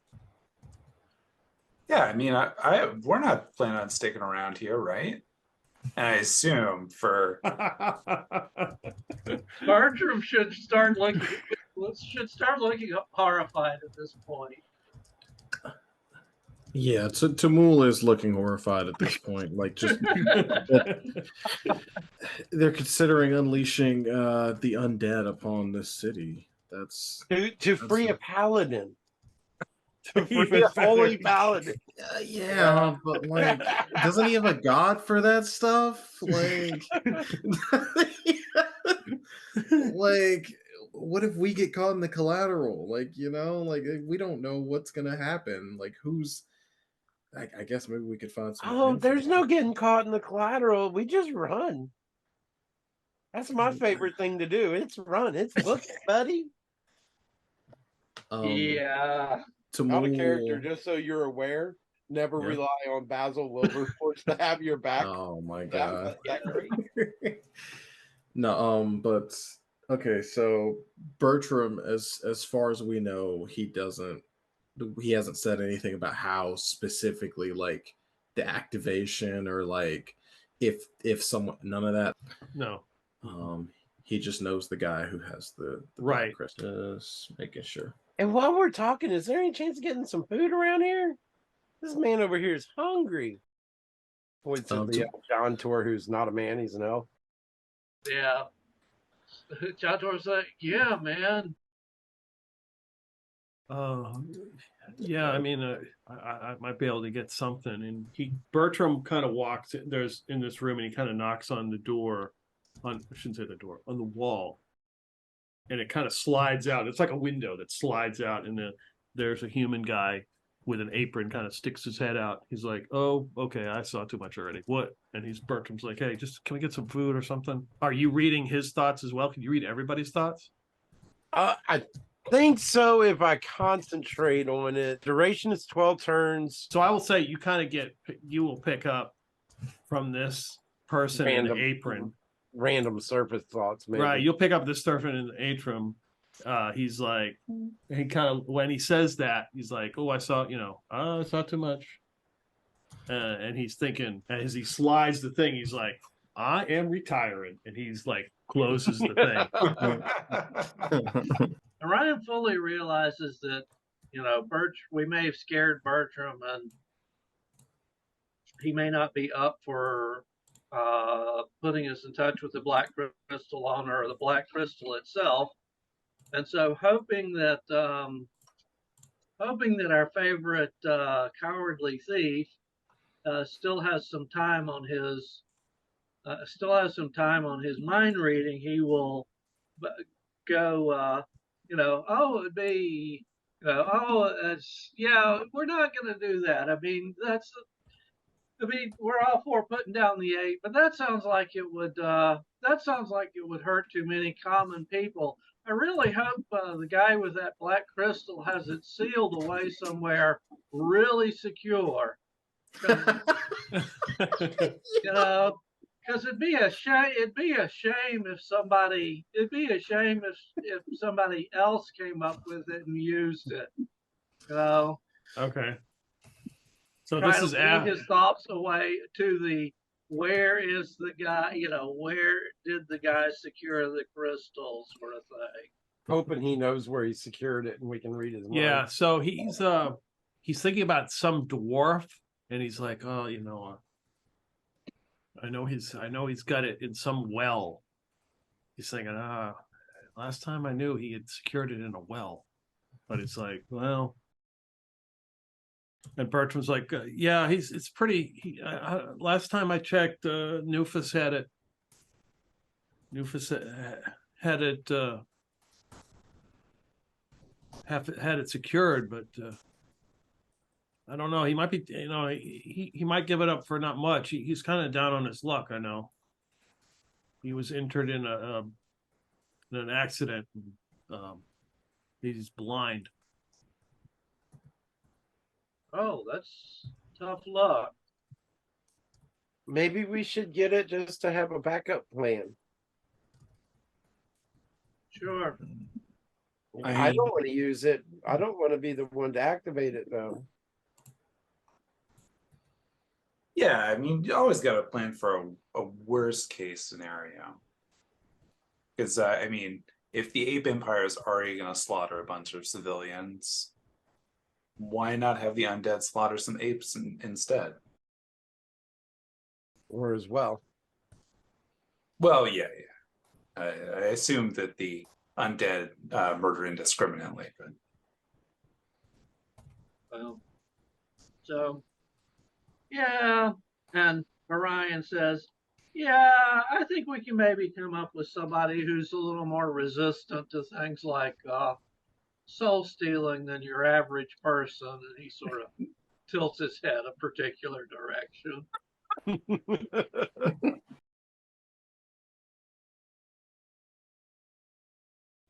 So what's it going to take to make that happen? What you're talking about to get that crystal from Nufus? Yeah. I don't know. Whatever he wants. I don't know. I don't know. I haven't seen him in a while, so I don't know. I mean, well, we'd very much appreciate it if you could talk to him. I mean, we can't make contingency plans unless we at least know what's going on. Everybody, give me a D6 roll. 2. That was cocked. 1. 6. 3. All right, who had 2? Which character is that? I did. And Orion. Basil. So Basil, Orion, and who had the 1? Yeah, Basil. So the three of you, you're having this conversation with Bertram, and he's a little bit nervous about what's going on, and you don't hear the chatter. The background noise is fading, like people are leaving the tavern. I begin to try to focus in the direction of what I think is the entrance of the tavern and see if I can hear anything from thoughts. You get something about, I hope this doesn't take long. I mean, I'd like to have another drink. I hope they can, whatever they're dealing with, I hope they can get this done. Yeah, me too. Yeah, what an inconvenience. Oh, Ryan will say out loud, oh, remember that backup, Bertram? Time to go. We need to scout, and whatever way out you had, find a different one. Thumbs up. Oh. It's got awful quiet outside. Shit. And he goes over to unlocks the door and kind of like peeks out. He's like, I guess we just make your way to the botanical district. He kind of looks around and he bolts out the door and just runs. Oh Do we shit! know where the botanical district is? I look out the window. Is there a window to look out? Yeah, there is. Actually, there is a window. There would be 2 windows. I look out the windows. You catch what looks like a human. You're not sure. They have a big cloak on. You just catch their face, and they have turned and they're looking like around, like the door is on one side and they're like the windows on the other side. They're looking like around the other side of the building, and they're waving someone to come over. Are we on the ground floor? Yeah, bottom floor. How about the other window? The other window, if you look over at the other window, you don't see anybody. I run over and open that window and look outside. Push the window open. As you look, you can see like in a crouched position, 2 ape soldiers moving along the wall. As you open the window and look, and they look up and see you. And I close the window and I shout at the others, go, time to go. And I'm out the door. Tamul will follow right behind him as quickly as possible. Cluster on me. And it's time for that fog spell. Oh. Is there a chamber pot anywhere nearby, real quick? Of course there is. Is it full at all? Yeah, we'll say halfway full. Yeah. All right. Open back up the window and pour it out. All right. Okay. All right. Toss it in the direction. I told people to cluster on me. I'm casting the fog spell. Yeah, you cast a spell. This room and right around the door and the window just starts to fill up with fog. Okay. And it's seeping out the door and like going outside. Okay.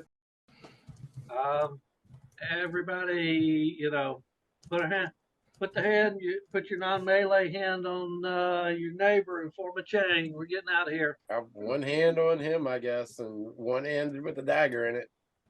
Okay. So it's a conga line headed It's out. Yeah. Anybody who has any idea how to navigate, you should be the person closest to me so they can talk to me. See, Zolfan and Basil are both sailors, or like have sailing backgrounds, so they wouldn't be helpful for navigating like an urban environment. I don't remember what Clintock's background is, but I have that Felix is a carpenter, so that's Okay. probably helpful. Basil was a lumberjack. That's not going to help. Well, I was thinking more about anybody who might know a little local area, but our local guide took off. Oh, well. So like we were led around. Right. Would we be like, could we try to just make our way back to the Admin? Yeah, the admin district. Yeah, maybe the admin district, or like I guess the place we came from would be compromised already, so we wouldn't want to go back there. Yeah. I would say you have a general direction where to go. Like, you've got to cross a large bridge to get to the botanical district. So, I mean, you kind of have an idea which direction to head. If you wanted to do that. I mean, the fog is going to give you a little bit of cover, and then at some point, the fog will end because it's not infinite.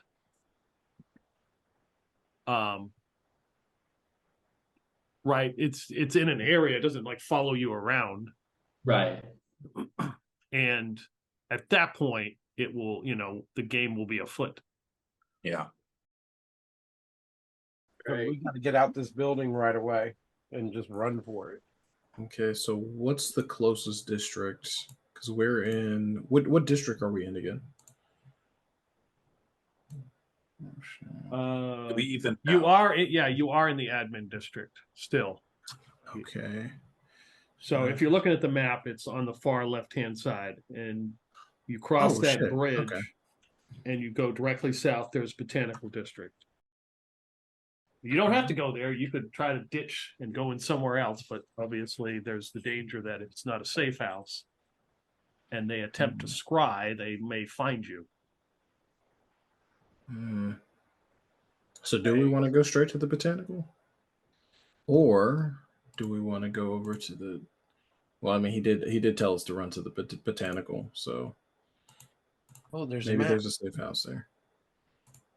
Well, I assume it's big enough that, like, knowing that, because, like, we've been in the admin district for, like, a large part of, like, the large part of the city is the admin district, right? So, like, I assume all of these districts are, like, kind of large enough that, like, if we can find the safe house, then we're probably okay.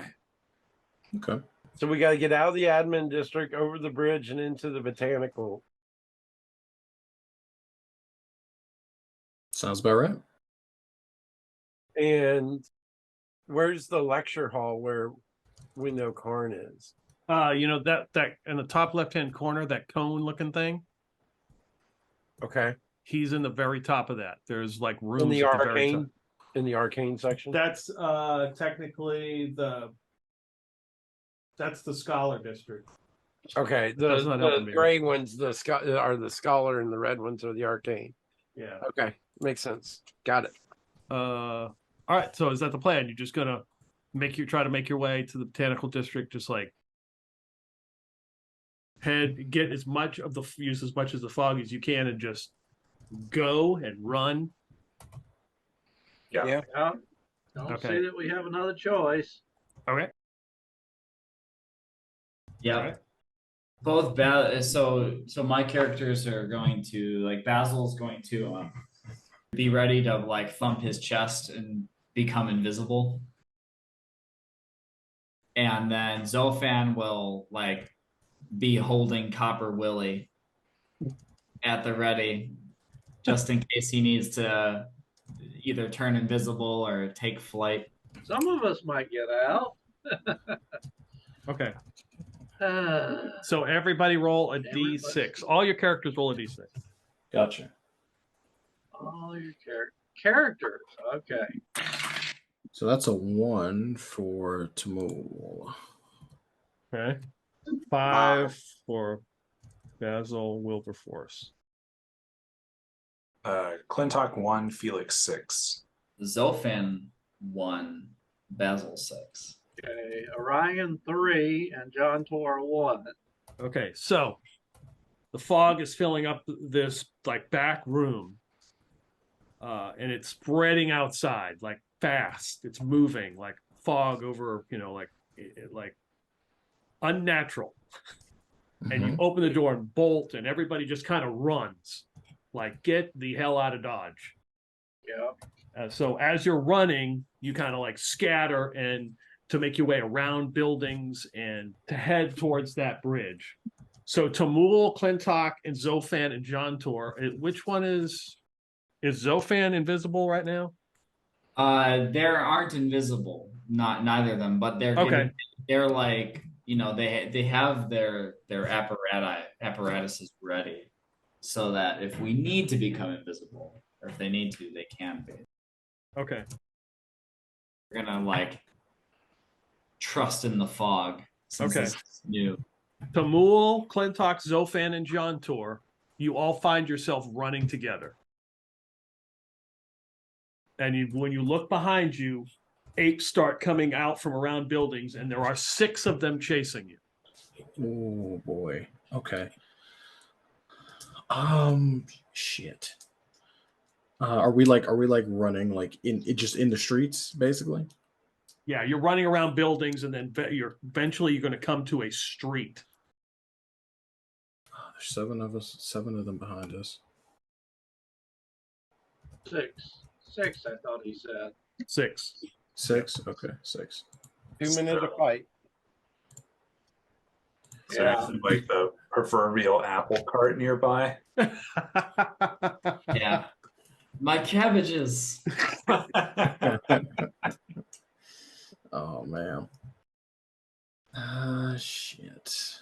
Well, let's see. When there is no apple cart, you make one, which is to say that John Torres is going to attempt to sleep the first person in the hope that they fall down and at least one of the others trip on them. Okay. All right. Bless you. Sounds good. So first of all, how powerful can I sleep? Single creature with 4+1 hit dice, or a total of 2d8 hit dice of creatures with 4 hit dice or lower. Don't know how you tell. Weakest first. So We aren't able to tell. The GM is though. Yeah, you just said like you're doing it to X number, and then like it gets sorted out behind the scenes. Yeah. I guess I'll cast it, roll my 2d8, and then we'll see how much hit dice I can affect. Good roll, 13. So obviously you can't run and cast this spell. Can't run and cast the spell. How wide is the street that they're chasing us on? Do we still have the fog around us yet? No, it's gone. This is when you break the fog. Okay. Yeah. Can So we- really, do we want to stand and like battle these guys? Because if he's staying no, to cast the spell, 6 then- apes will eat us alive, and they're smart enough to wake each other up. So, Is there I mean, honestly, if that's the case, he's just gonna concentrate on running. So, is there a narrow-ish alley that looks like it opens out somewhere else that we can turn down? So you are separated. You are by yourself, Basil Wilberforce. Oh, Yeah. okay.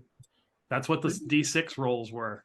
which is pretty much exactly what he wanted, probably. Basil Wilberforce, as you are running, you break down and you're running down an alley between like two buildings, and an ape comes flying around, and you have one ape chasing you. Okay.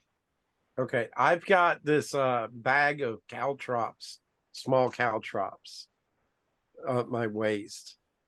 And Okay. I toss them on the ground behind me, hoping he'll step on them and slow him down so Okay. I can lose him. All right. I'm going to give him a dex roll. See how he does. Okay.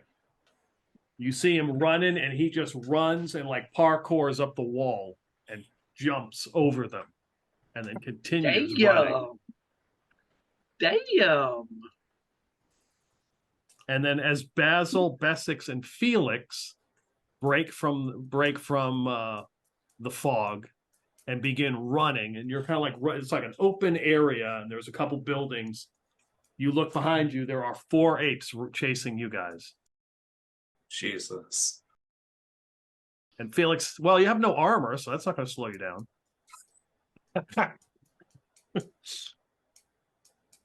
As we're like running in a direction, I'm gonna try and like just the first person that I see, Okay. I'm gonna try and like trip and then like, you know, like judo flip throw behind me towards the apes without like turning back to look at like what happens. Just in one fell swoop, try and just like throw some like the first peasant that I see. Okay. Let me roll. I'm going to roll a D6 on a 2, on a 1 or a 2. They're aware what's going on. Okay. Okay. They are. So they kind of turn and they see somebody coming. So you need to make an attack roll to actually do this. If they were unaware, you would probably be able to just grab them and throw them. Does the 17 work? -2, so 15. Yes, that will work. Okay. So yeah, okay. So they're just like, what? So yeah, this is a human. So yeah, he's just like on his lunch break. You just grab him and throw him down, and he hits the ground. Poor guy. And that the first ape just jumps over him. The second one, he tries to get up. The second one's out of the way, and he just slams the guy onto the ground, and then the third one steps on him, and then the fourth one runs around him. Oh yeah. Damn. It's just not his day. This is not his. He's just eating a sandwich, and a whole football team just came and just ran him over. It's crazy. At some point in time, I just want like the side plot of all of the random people that experience the things that we've done without having like any part of it, just like the innocent bystanders. Yeah, that'd be great. So I think what we'll do for our initiative is I'll go through, there's 4 sets of people. So we'll just go through the 4, and we'll just kind of, if we need to roll an actual initiative, we will do it.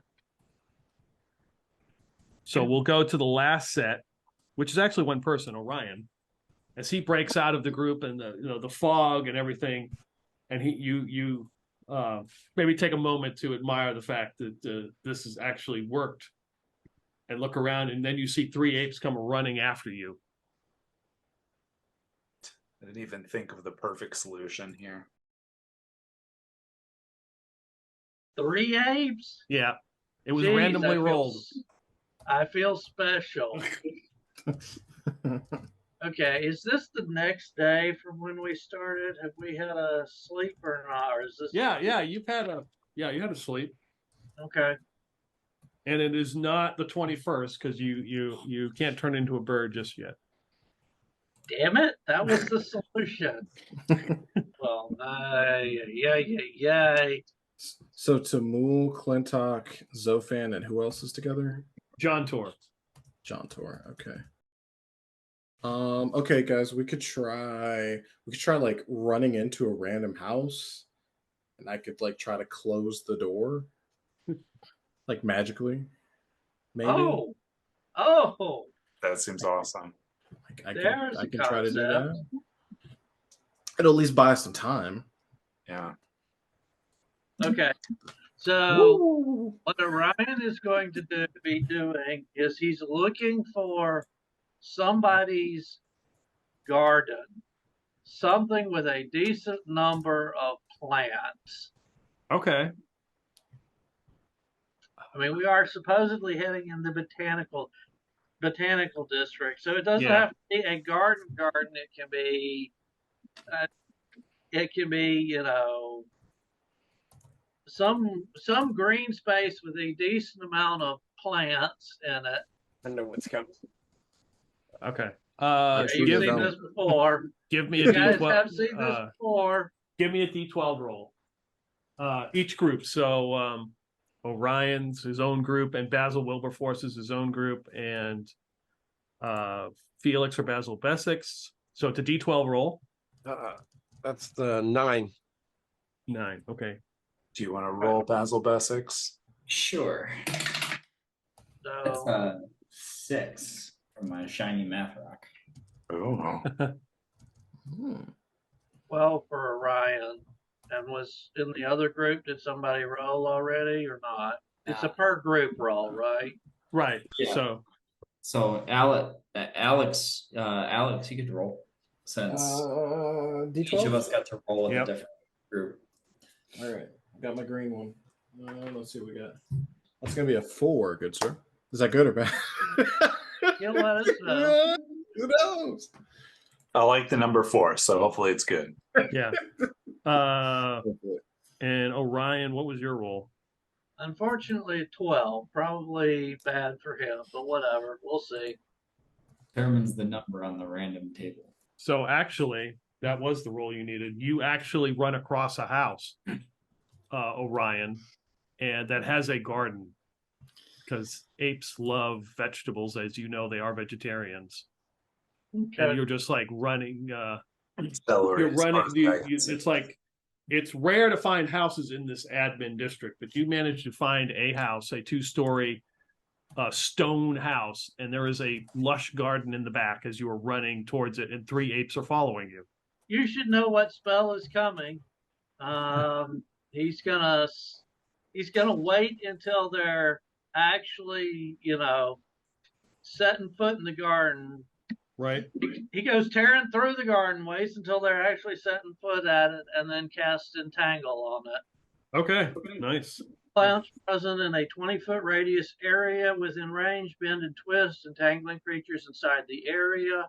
The range is 80, so it should be no problem with casting. Yeah. Each creature in the affected area makes a saving throw versus spells. If the save fails, the creature is entangled and cannot move. If the save succeeds, the creature is able to move through the entangled area at half its normal movement rate. So it'll slow them down no matter what. All right, save versus spells. Here we go. 3 eggs. 11, 5, and 2. Oh. So as you stop and cast the spell, the apes come barreling through the garden, a little bit cautious of somebody else's vegetation because, you know, they do respect that.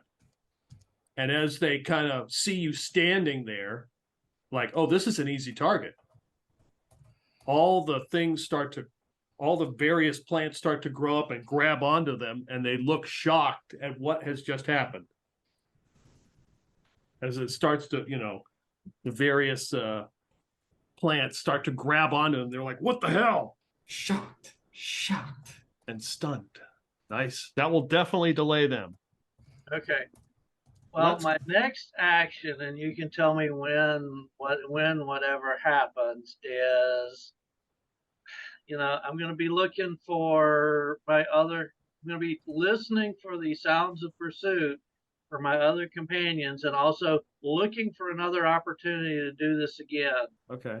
I mean, the whole problem we ran into here is because we wouldn't leave one damn person behind. So, you know, he's going to keep with the theme and try to look for an opportunity to help his fellow Thunders, Furious Thunders, whatever.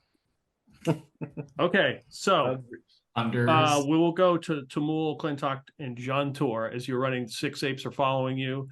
You are out into the street, and there's a huge building that you realize is the treasury. And there's a bunch of apes out, like it's like a regular workday, and they're all standing around. They see the 6 guards come barreling out into this, and they're just like, they're backing up, like, what the hell? You also threw that one guy down, and they just kind of just trampled him. But the majority of them are apes, and they're just kind of getting out of the way. What do you wish to do? I mean, ducking into the treasury doesn't sound like a good idea, but I guess they do have strong doors, though. Or maybe we could try to lose them in an alley. I do have caltrops. What are you guys thinking? The treasury building's not a great idea, but I have one idea as we run by the treasury. Oh. Getting the money out of there. I got you. Only Clintock would, you know, stop to do a heist in the middle of a heist. No, it's not a heist. It's not a heist, I promise. It's more like a drive-by. Yeah, exactly. And maybe if we could like dip around another alley, and maybe like throw the caltrops out like as soon as like right at like the entrance of the alley. That seems solid. Yeah, John Tor is mostly clueless and doesn't have supplies, and isn't going to stop and stand still while he casts his only spell. So he's just going to be following the rest of the guys there. Okay. And DM, he's gonna like throw out the whole bag of like 20 or so he has. Okay. So. Yeah, so you get around the treasury, and it butts up against another building, and you run in between them. Zofan, what's Zofan going to do? Continue to run? Anything? So Zofan's an acrobat, so like Nice. life movements, high dexterity is sort of the name of his game. So in this kind of chase scenario, he's going to be on the lookout to see if he can find sort of like a long pole. You know, if there's like a cart or something that pole, ideally like bamboo or wood. Okay. That he would like be on the lookout to see if he could pick that up, pick one up. Okay. Yeah, we'll say, I'll let you do that. Like, there's like tubes or whatever for some kind of like underground piping or whatever you can find that are laying in the alley. Okay. Yeah, so he'd pick one up and he'd be running with it. Okay. And then Tamul throws down the caltrops, and we will give these guys a roll. Oh, okay. 16. Very good. The first one hits the caltrops and goes, oh shit, and slips. So I'm going to give negatives to the next 5. Okay. That one he jumps over. That guy fails. So you got 1. That guy failed. That's 4. Pass. 1 guy is chasing you now. The other 5 kind of all ran in. The first guy fell down. The second guy jumped over him. And then the rest of them kind of like, they're big apes. They're trying to get around in this alley. And Technically, the 5th ape passed his roll, but considering there were 3 already down in the alley, it should have been much more difficult to get around them. now there is 1 in pursuit. Whoop, whoop, whoop. It's like a NASCAR race where there's a pile up and there's the one car that gets out for the And finish. Tamul, does anybody know Simeon in this group? Yes, I do. Okay, the 1 ape is running and yells back to him and says, go around the other side. They're trying to cut us off. And that's what Tamul's gonna yell. So it's like, oh, we need to hurry through and maybe like cut through one of these buildings. Or actually, wait. Do we have any rope? Shit. Does anybody have any rope? Yeah, Clintock definitely has rope. Do you Yeah, have a grappling hook? 100%. Zofan has a grappling hook and rope. We could go up. All right, done. Woo! But as we run by the treasury, if the door is open to the treasury, Okay. if not, he'll just try and like push it open quickly if he can, and just okay, go on. I would say, like, as you're running by, there are steps that go up to the door. So it's Okay. not necessarily right next to it. But you're down an alley. I will say that you have 1 ape that is chasing you. And in this alley, there's a door to the treasury building on the side. And there's another door to some other building on the side. And there's an alley that goes all the way down. If you want to use a grappling hook, that would be an initiative roll to see if you can get the grappling hook up as the 1 ape approaches. Obviously, you can't take it out 4 of you, but he would certainly try to grab at least 1 of you. Or we could duck into the treasury. I don't know, but the treasury probably has guards, though, right? It's kind of. How wide is this alley? We'll say like 8 feet wide. How long is the pole? Does it look like it? Well, I guess just more generally, does it look like it can span the alley? Oh yeah, it's bigger than the alley. It's like a 12-foot long pole. Okay. What do you guys think we should do? Oh man. So with Zofan, what I'm thinking is, so if we can get a grappling hook with a rope attached, like ready to go, with his pole, he can pole vault to the top of the building. Oh shit! And then attach the grappling hook with the rope dangling down so that everyone else can climb up it. Yes. Yeah, that's not. But we'll have to at least deal with this 1 ape. We gotta. I mean, because he's probably gonna close the distance in that time, right? Like Zofan does have a crossbow. He could try to pick him off from the top. Well, John Toro goes, let me out first. I can make him go to sleep. that's right. Dumbass. Yeah, and then Clintock will try and create a distraction as well to just add more fuel to this. Okay. So that's your plan. Yeah. Okay. So out of the 4 of you guys, give me an initiative roll. Preferably whoever has the highest, who has a plus to this roll. So how we do initiative, Alex, is 1 person in the group will roll and add their dex modifier on a d6. But they can't do it. So if there's a next round, that same person can't do it. and we go through everybody, and then we go. So I will roll. I rolled a 6, if you can see that. So Yep. don't pick somebody with a negative. Okay, well, I do have a negative, so I'm not rolling. John Tor has a +1. All right, first up, baby. So you want me to roll? Yep. Please. I go for it.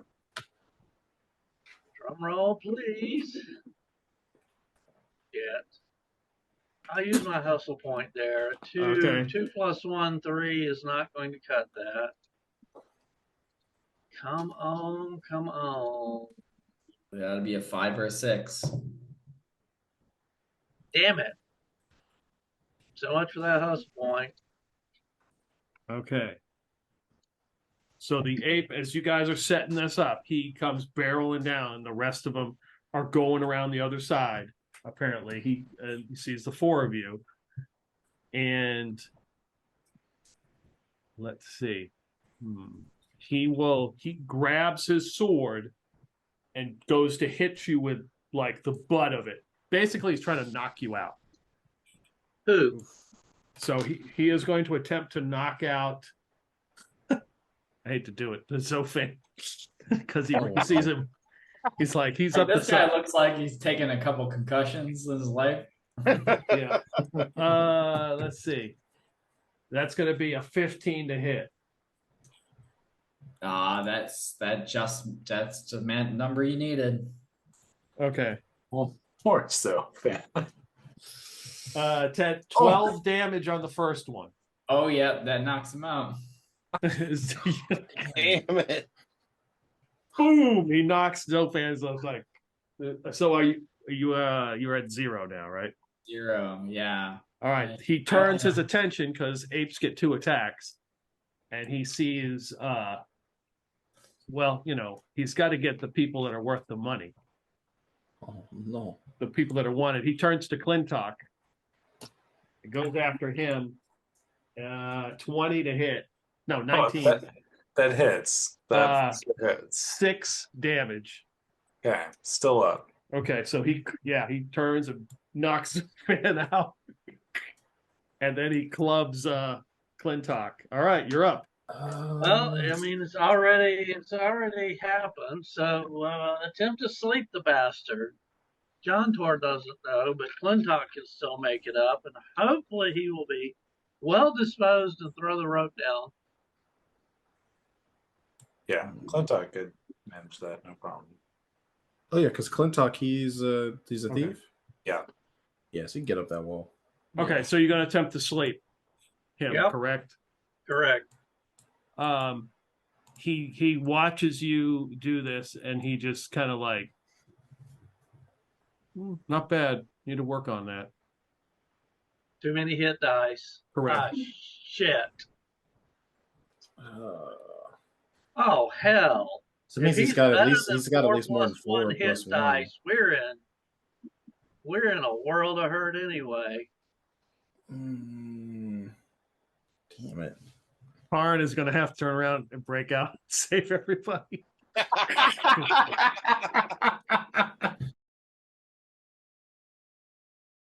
Or we're all gonna have a nice public execution together. That's the Shit. Well, let me take a. I was gonna say, what should I do? Should I take a whack out? You know what? I'm gonna try to cause fear. I'm gonna shake my staff. Okay. It's a 20% chance, but I don't know. Maybe it'll do something. I might use my hustle point on this bad boy. Hiya. 54. No, I'm gonna use my hustle point. Okay. Yeah. 76. No, that's not. Yeah, he's just kind of he is amused by your attempts. So he's like, well, okay. he just He's just shaking his hands in He's the air. like, okay. Glentalk. He yells through the open door as best as he can, as loud as he can, and says, "Hurry, there's a run on the banks."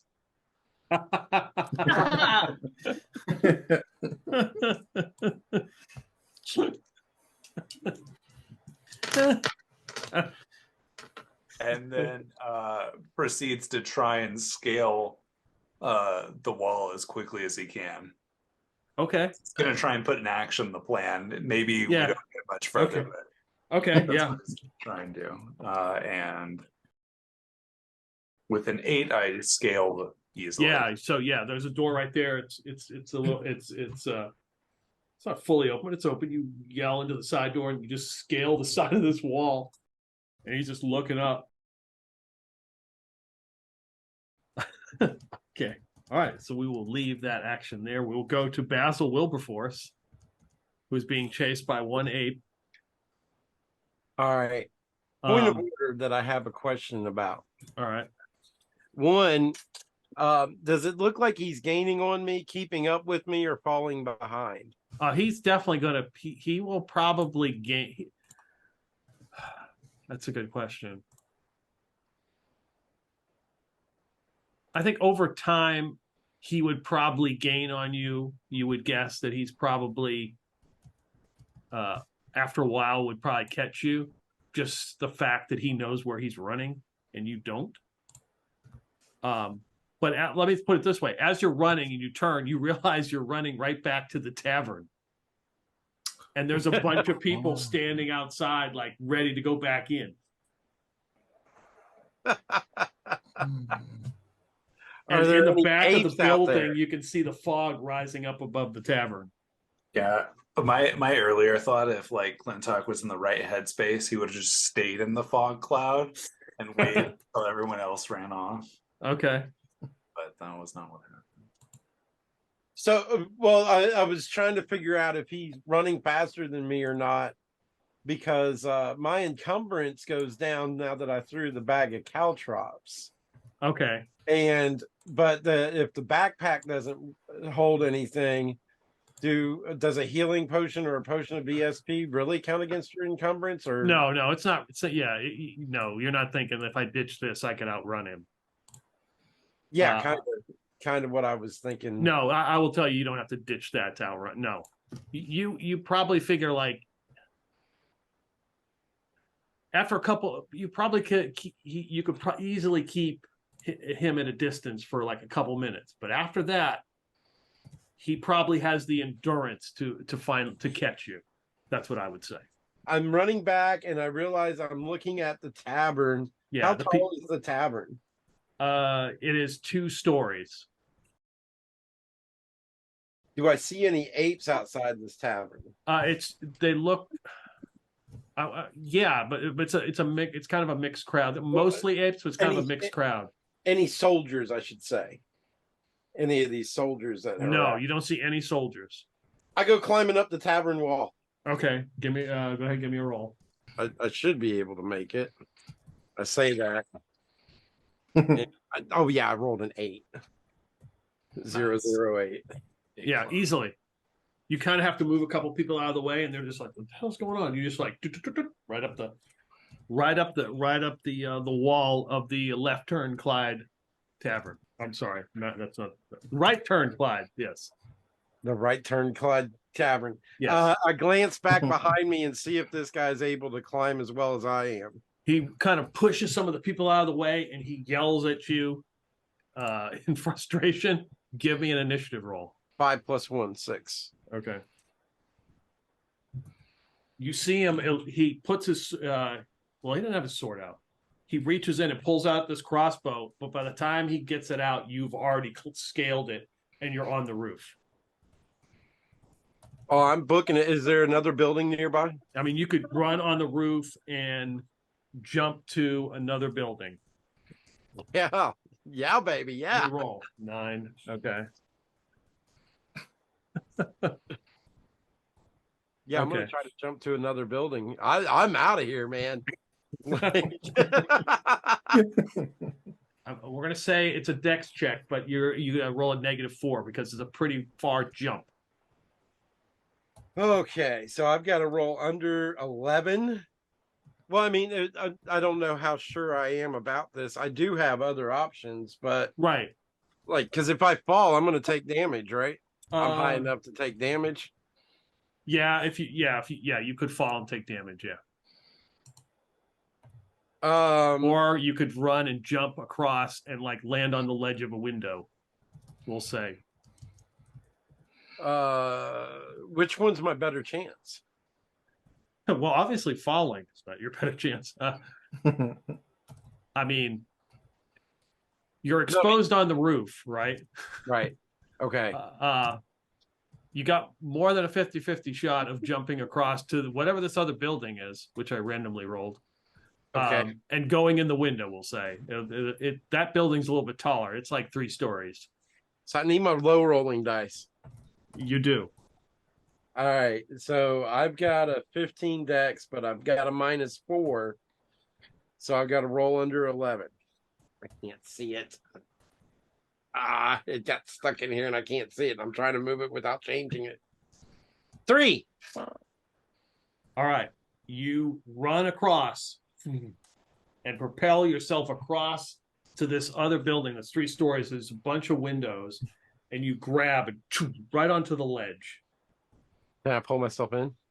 Yeah, so you pull yourself into the room, and you plop down, and there's an aroma like perfumes. You're smelling something like perfumes or whatever, and you look around, and there is an ape laying on like a table and getting a massage. And they just kind of look at you like, what are you doing? I'm not going to stop and converse. I'm out of this room. Yeah. So you're moving through. Yeah, okay. I'm going to try to find my way out the other side. All right. That's Basil. Okay, we will go to Felix and Basil Bessex. Where did we leave you guys last time? We threw a guy, and Oh, yeah, that's right. that didn't seem to have a whole lot of an effect, except for that guy. Okay, that's right. That was Felix that threw the guy down the alley. Okay, I thought it was the other. Okay, you threw the guy. Okay, let me tell where you're headed. You're running, and you come up. It says scribes and clerks for hire, and there's a cluster of people around this building. How many apes are trailing us? There are 4 of them. Okay. Like what does the street look like? So like are we running down an alley? Is this like a wide thoroughfare? You went down like an alley, but now you're out into the street, and then the closest building next to you is the scribes and clerks for hire building. Can the apes look turning around? Do the apes have line of sight viz on us? I will say no. At this moment, they don't. They haven't turned the corner. Basil looks over to Felix. Quick, in there. All right. Yeah. Follow in. Okay. Yeah. And so we'll get to the door, like we'll just like kind of pause for just a moment and then like walk through. Like right. So like okay. Eat kind of like, not like to yourself. Yeah, not make it like just burst into a shop. Okay. Give me an initiative roll. I rolled a 4. I got this one. I got a +2. Nice. 5. Okay. You kind of like compose yourself, walk through the door. Hello, may I help you? As the little bell rings as you walk through. Do you have a public bathroom? The lavatory? I really have to go. We had a little too much to drink this afternoon. Oh, he did. I just had too much cabbage.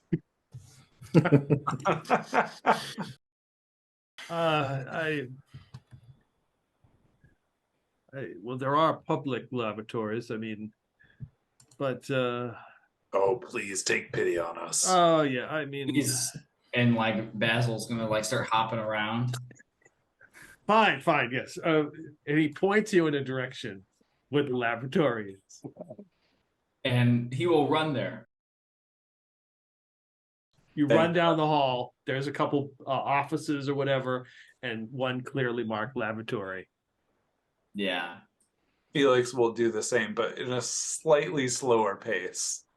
Okay. Yeah.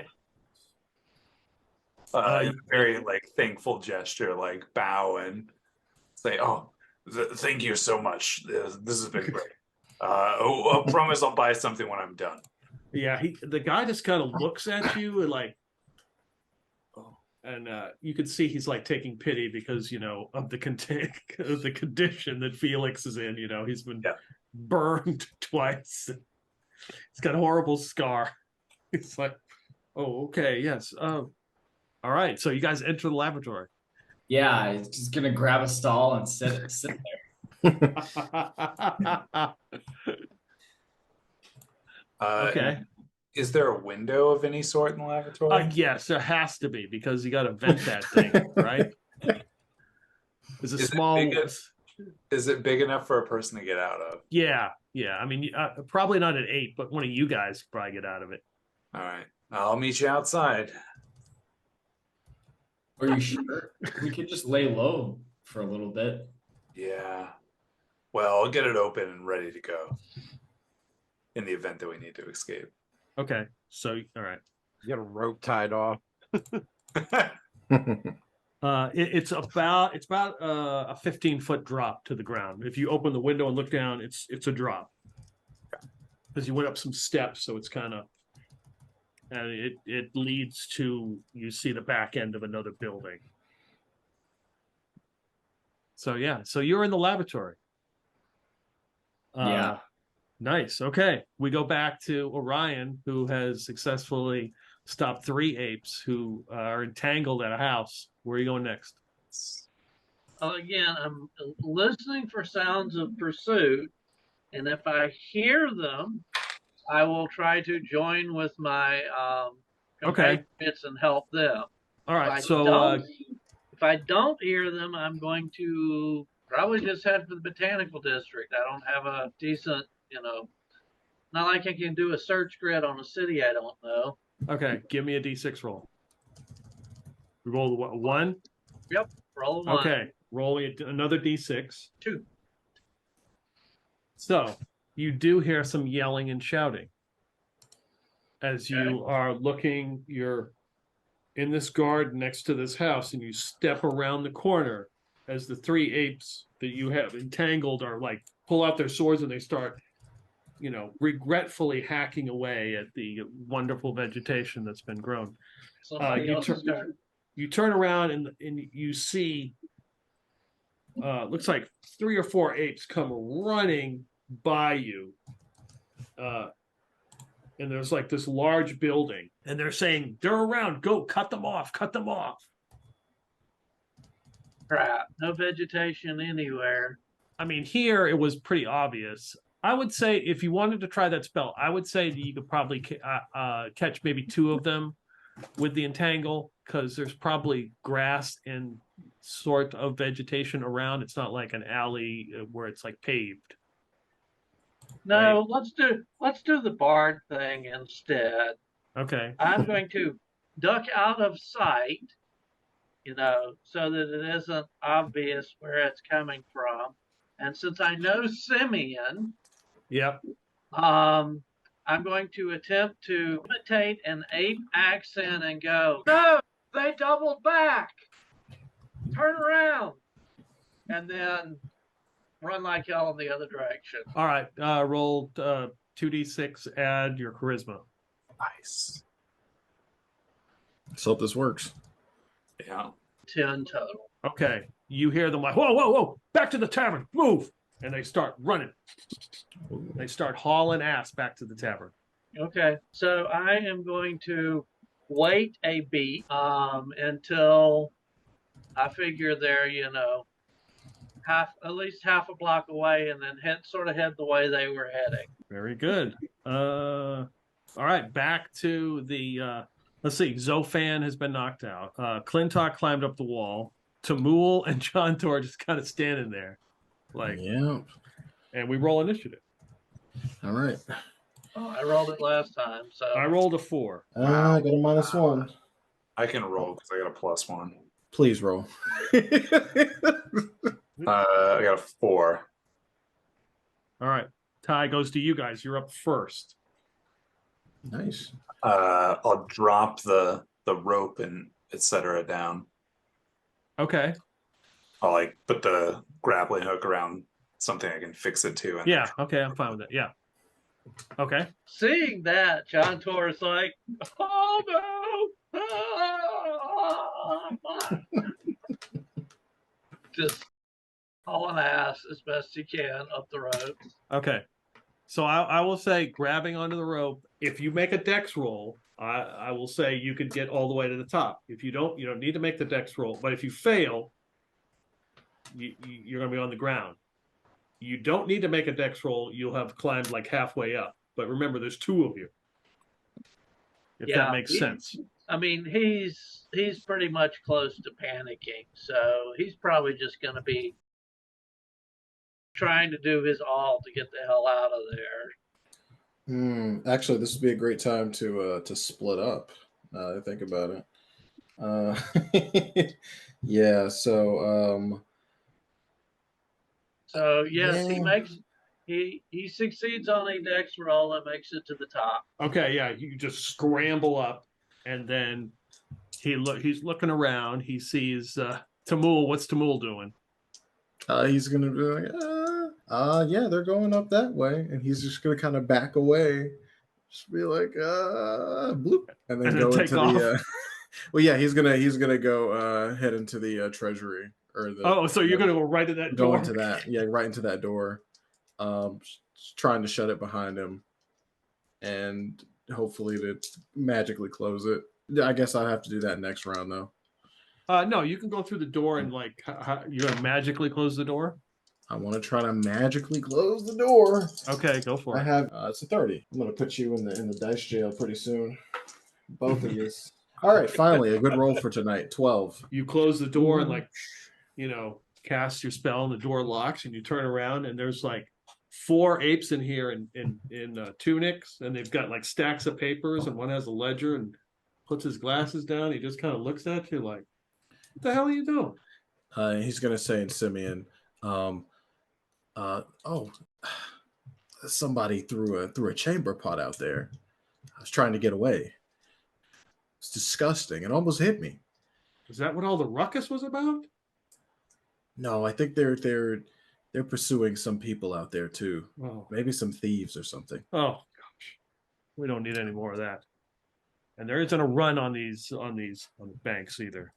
Oh, who was yelling nonsense? Another one says, "I think the Tavern's let out early today." I think they did. Well, they just get back to just writing in their ledgers, and it's okay, you can see your way out. Yeah, and Tamul, he's gonna go to the nearest nearest exit that's not the one he came in from. Okay. So you guys at the top see that ape kind of look up, and he grabs Zofan. Damn.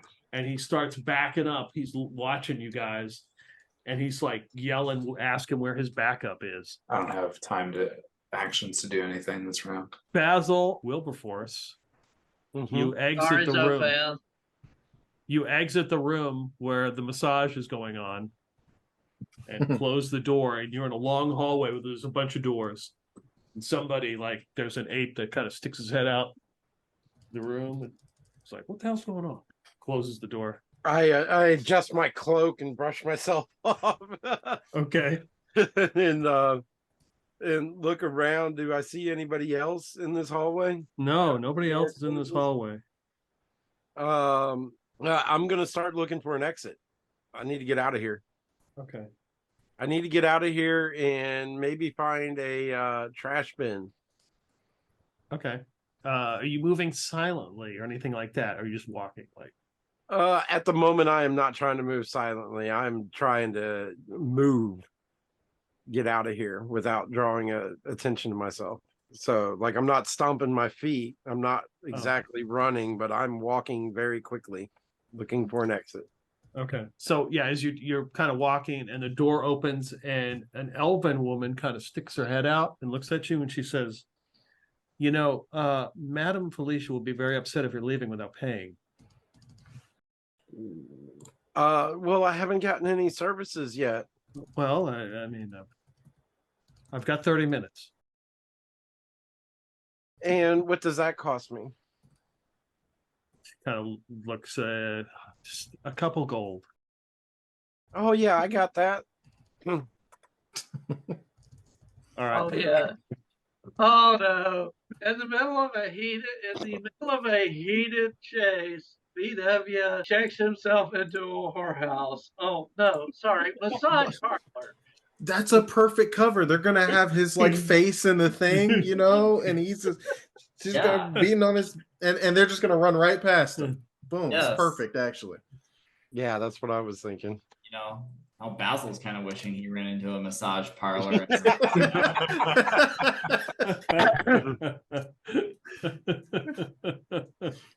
So tell me, Miss, are you a friend of the Empire? That's an interesting way to start our conversation. What do you mean by friend? Oh, he sold it. He fucked it up immediately. He just said, you just couldn't take the massage. I mean, what's Wilberforce's wisdom? Never mind. Negative numbers. Oh, I was just curious.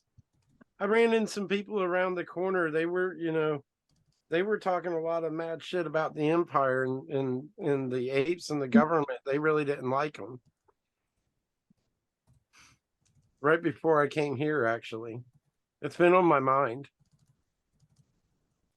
You're troubled. You seem troubled by these things. It's got me pretty stressed out, yeah. You look very stressed out.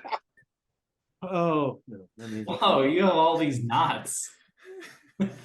Yeah, it starts digging in it. Oh, you seem very stressed out. Look, I get a decent wage. I'm able to work here.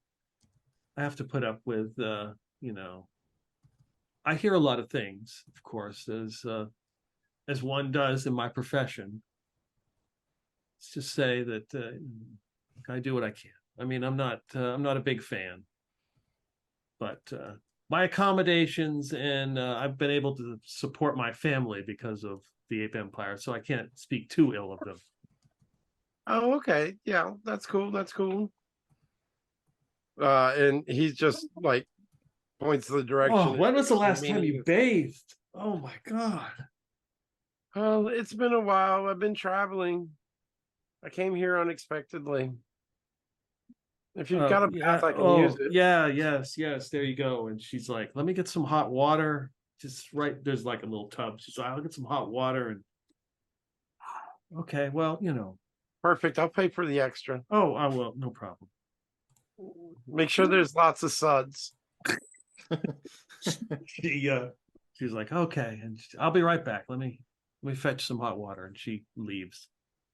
Okay. So we go from the massage, the house of leisure, to the bathroom, the laboratory, and the treasury with Felix and Basil Bessex. Yeah. About 15 minutes passes. A couple people have come in and used the bathroom, but no soldiers. It's been pretty kind of quiet. So Felix opened up the window, right? Yes, he did. Mostly so that for us, right.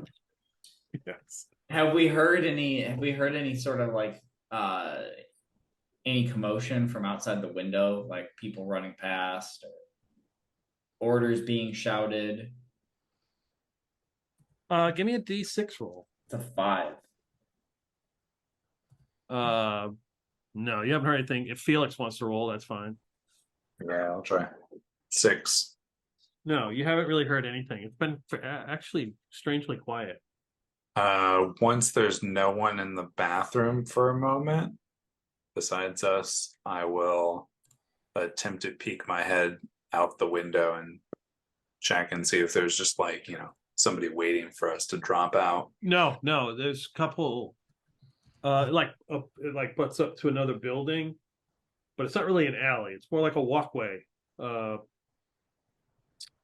probably like 15 or 20 feet across. Hmm.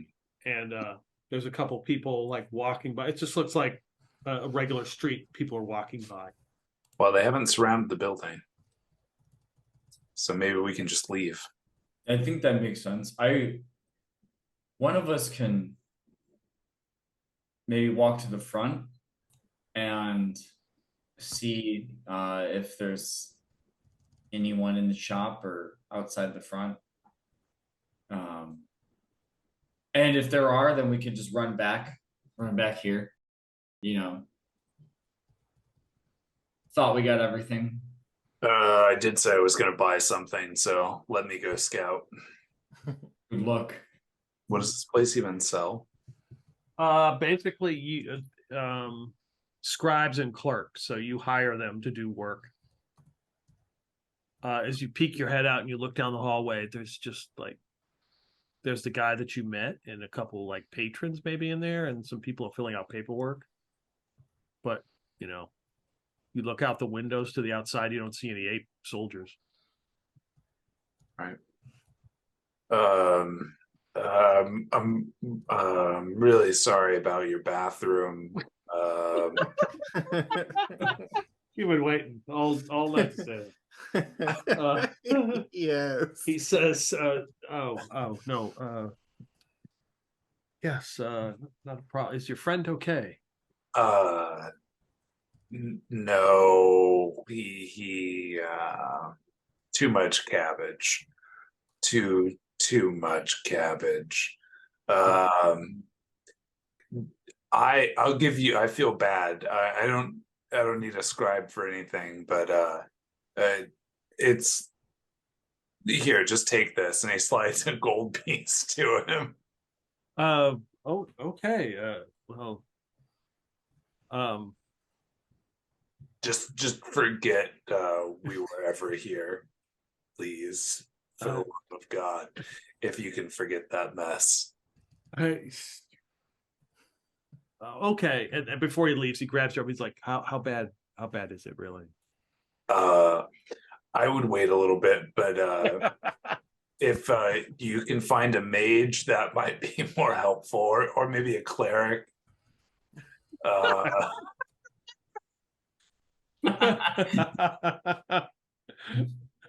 cleric. It might need to be sanctified, is all I'm saying.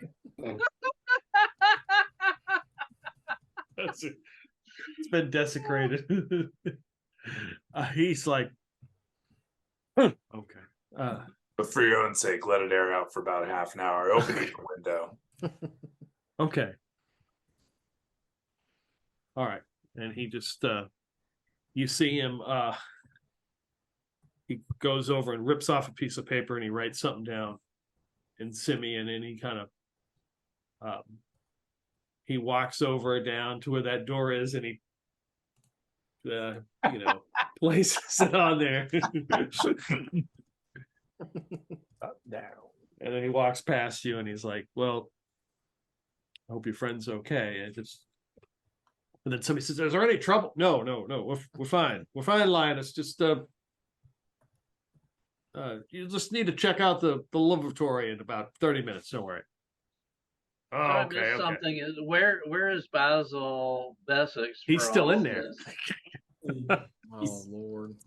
I walk back into the lavatory. I tell Basil, coast is clear, and the bathroom, I think they put out of order. So yeah. Oh, good. It was nice to have some peace and quiet. Do you want to leave out the window or the front door? I think either's fine. Out the front door would be less suspicious. All right, let's go then. Yeah. And then when I walk by, just like I bow and then just like give him a look that says, I'm really sorry. Yeah, and Basil's gonna do the walk of shame out the front door. So you just go down the Continue to play steps. up the act. You go down the steps and you don't spot any soldiers. There's some people conversing, like, out. It's a pleasant day, so it seems to have calmed down out here in the street. We should head to the botanical district. Yeah, That's where the others will be. let's be kind of roundabout just in case. Don't want to run into any of those soldiers. If we can avoid it. Agreed. Okay. So we will say both of you guys give me a D6 roll. 3. 1. So you're making your way out of the ad. You actually move around and you see the long bridge, right? Mm-hmm. To walk across to leave the district.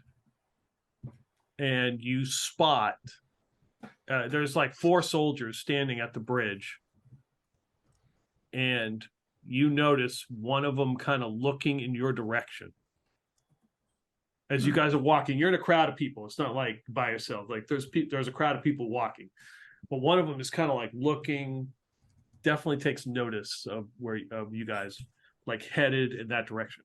We'll stop right there and we'll go to Orion, who I had tricked the apes who were trying to cut the others off into going into doubling back. Yep. So I was going to head the direction they were and see if I could spot anybody who needed help. In the meantime, it sort of got resolved because Zofan got taken, and Tamil managed to talk his way through the building, and Clintock and John Tor made it up to the roof. So, I mean, chances are if I poke my head around the alley, I'm going to see this big ape standing over an unconscious Zofan. And sorry, I don't think I can do anything one-on-one to an ape, even by surprise. So, turn around and wander towards the botanical district, I guess. Give me a D6 Sorry, roll. Zofan, but Orion knows he can't take an ape one-on-one, especially down, a couple of his better spells. Give me a D6 roll. 5. So yeah, you make your way, manage to move in out of the crowds. You see a couple soldiers moving around, but other than that, you begin to make your way. You head towards that bridge. So Tamul is inside the treasury. Clintock and John Tor are on the roof. And the one ape has got Zofan. Okay, so what are you guys going to do? Well, John Tor's following Clintock, so right. It's going to be whatever Clintock decides. Actually, he's going to say something. Is it? He's panting. Is it like this with you guys all the damn time?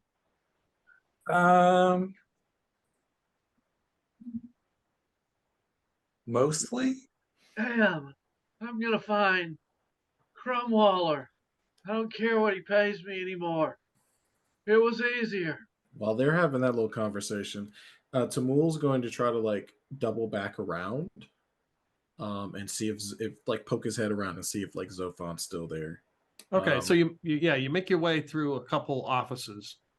They're kind of curious what you're doing, but they're like, okay, and you exit a door, and you see, looking down, you see Ape is sitting there, and he's got Zofan on his shoulder, and he's pointing up at the roof, and like yelling. Well, you understand Simi. He's like, where is everybody? What's going on? And he's like, I need some backup over here. Shit. Damn it.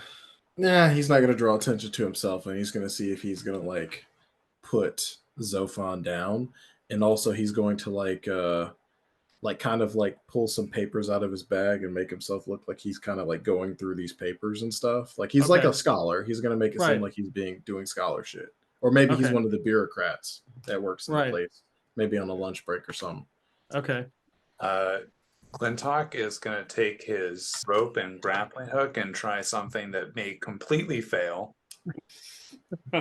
Okay. He is gonna try and go for the element of surprise here, and try and see if he can fling the grappling hook in a way to catch on to Zophan's clothes Wow.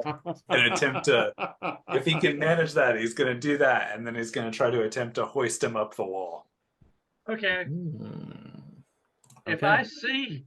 I see him doing that, my contribution will be taking out one of my wine skins because it's literally his only thing in inventory besides his armor and weapons, and sort of raining it down, sort of squirting the wine down on the ape, trying to distract him while Clintock is doing this. Attack roll it is.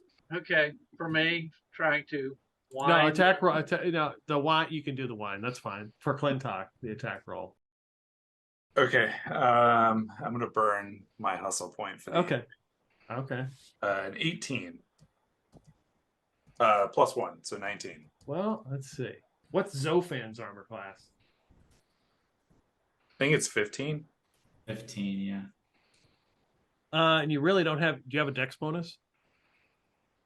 I mean, he's concussed, so Right. So there's no dex bonus, but would you normally have one? yeah, I'd have a +1. Okay. So it's 14 and you roll like 5 above. Yeah.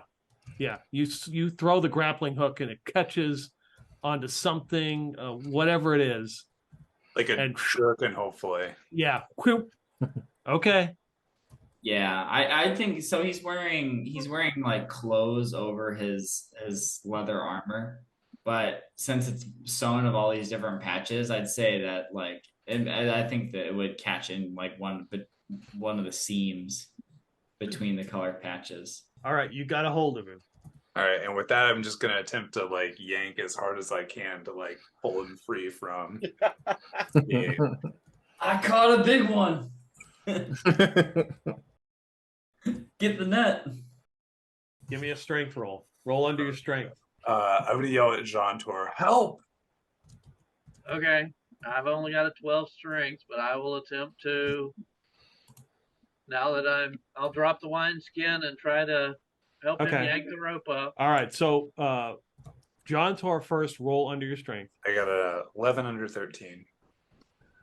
Okay, I got a 4 under 12. Okay, so yeah, you're able to, and you just pull him away.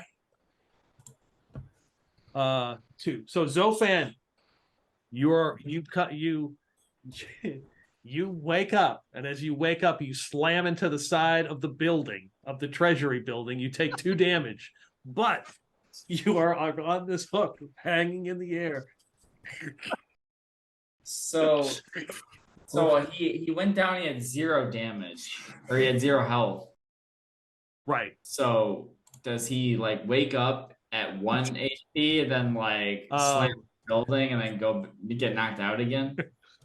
Let me check check my house rule on subdual damage. So I think you're about ready to roll for another concussion. Jeez Louise. Yeah, Zolfan might need to retire soon. Got more concussions than an NFL player. Yeah. Or a whole team of Jesus. NFL players put together. yeah. Unfortunately, you do. You wake up with 1 hit point, and then immediately you crash into the wall and knocked out again. Yeah, that's sad. Save the day. Maybe you can do some adventure live color commentary in the future. Oh boy. Okay. I'm being resclapped. What? You'd be like, wait, what? So Tamul, you're out there, and you see all that happen. Okay, good. I can rest easy. I could, yeah. Oh, you know what? So I'm seeing them. They have him on the hook, right? Yeah, you see him get pulled. You see the ape kind of like distracted by something, like something is being poured on him, and then as he before he can turn, you see a grappling hook come down and grab him and hoist him away. And then you hear something slam against the wall. Ooh, yeah. And the ape turns. He looks pissed. Yeah, I'm not gonna get in his way. But I think I'm at this point. I'm going to start heading to the botanical district to link up with everyone else. All right, so Tamul is going to head that in that direction. Basically, trying to like walk with my papers in my face. Right. Yeah, you just kind of stuff. Yeah. Okay. Basil Wilberforce. Am I in the bathtub? I mean, yeah, we can cut to that. I mean, I didn't know if you were going to search the room or anything else. Well, I mean, I'll have to take an inventory of the room. I just gotta, but just like look around. I'm not searching through things, and okay, I'm not trying to be a thief. Yeah, I'm looking for a point of exit, and also I'm hoping that I can get into a bathtub with lots of soapy suds, and if anybody comes looking, I'll have a face full of soap suds. There's some personal effects. And she comes back with a couple pails and pours it in, and there's all sorts of soap sitting in the tub. It's very hot. I guess I'll take a bath. This man's over here having the time of his life. Probably overdue.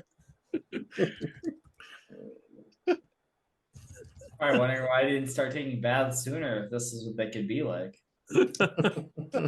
She's like, you're not obviously from Limburg, are you? No, I'm not from Limburg at all.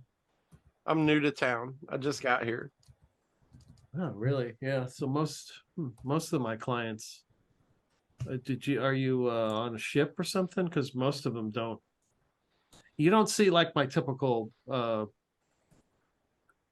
client. I'm not a typical anything. Yeah, because most of them are financiers or they have other professions, treasurers. I'm just a traveler. I like to travel around. Well, you must have some coin because this is a very expensive place. I've got a little bit stashed away. I make some money here and there. I've helped a few people out. They've rewarded me generously. That's good. It's only but a couple of golds here, and what is that? Yeah, and she goes over to the window and opens up the window a little bit. She looks out and she's like, "That's weird." What's that? Oh, I see. She's looking. She's like, "It looks like two people on the roof of the treasury, and somebody's hanging by a rope." Oof. Oh, this is something I gotta see, and I sort of like stand behind her. I'm trying to make sure nobody outside can see me. No, you're looking across. There's a couple buildings in front of you, but yeah, you do see two figures and somebody hanging by a rope, and you see an ape. Hard to see, but you see some ape soldiers running down like an alleyway, headed that way. Sucks to be them. Let me get back to my home, man. Yeah, I knew getting up on the roof of the treasury wasn't going to be the end all, but John Torres not thinking long term at the moment. Well, we've got us a heck of a show going on out here, don't we? Apparently we do. This is crazy. Wow. She walks over and like pours some wine in a glass. It's like, well, I guess we got a show, and she hands you a glass of wine. So I sip wine and watch them try to pull Zofan up the building. I'm not sure if there's anything that I could do from this point. You said there were more apes running towards the one that Yeah, you can kind of see yeah, it's 3 stories, so you got a little bit of an overview. Yeah. Overwatch. Yeah, you can see a couple running up an alley. Are they running towards the treasury or away? Oh yeah. Huh. Shit. I can't think of anything that I would be able to do to help anyway. I guess I'll sip my wine. Hey, What's the ape doing that's had I mean, I've got a good idea these are my friends, but do I know it's my friends? You have a pretty good inkling Yeah, that it's okay. probably them. I mean, like, you've What been is around this the- group long enough to know. What is the ape doing that they tug Zofan from? What is he doing right now?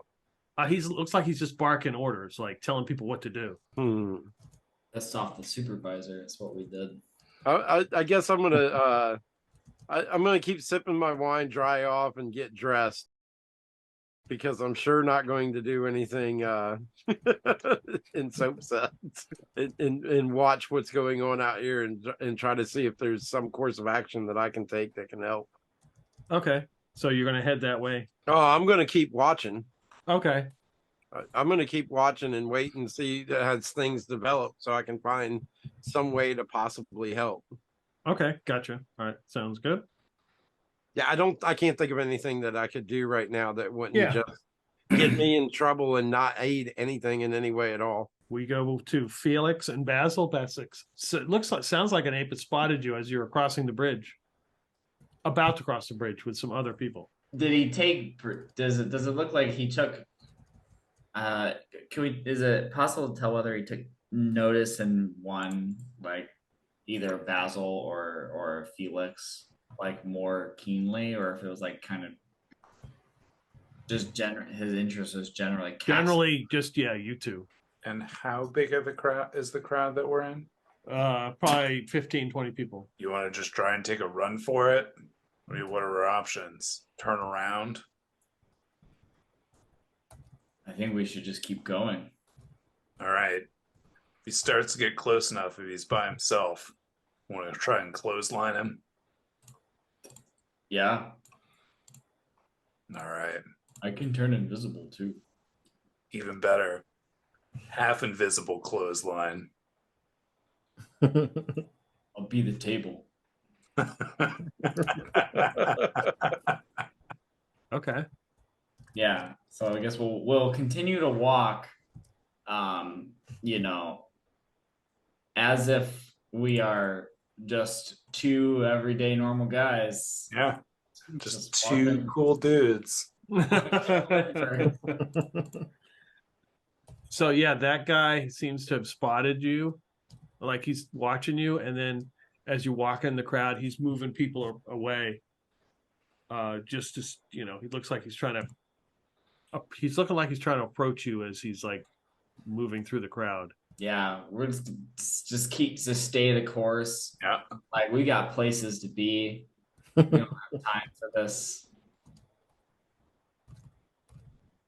Yeah, if possible, I'm going to head through like with the crowd, but away from him without it making it look like I'm like Avoiding him. Avoiding him. Yeah. Yeah. Is that what Basic's gonna do? Yeah, he'll generally follow. Actually, no, you know what? He's gonna go the opposite way. And he's like, I'll find you. All right. So he's like, if anything, we'll just meet in the botanical district. Sounds good. And yeah, so then he'll split off so that he'll have to try to follow one of us. Okay, so when you do that, he seems to ignore Felix and heads towards you. Nice. All right. So he will get to a point when he like turns off. He won't go down an alley, but he'll like turn off onto like a street, like at a crossing, and like go around a building, and he will activate the invisibility. Okay. Container. And it is good for. Oh, I'm gonna hustle point that. Okay. It is good for 1 round. Nice. Okay. Yeah, that sucks. Yeah, I rolled 2 ones. On that. But yeah, so can stay invisible for 10 minutes. Was it 1 round or 1 turn? It's 1 round. That's 6 seconds. 6 seconds. Is this Copper Willie?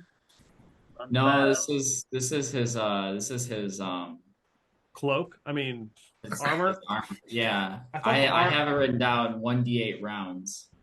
Yeah, so you turn invisible, kind of vanish from sight, and then let me give him a roll.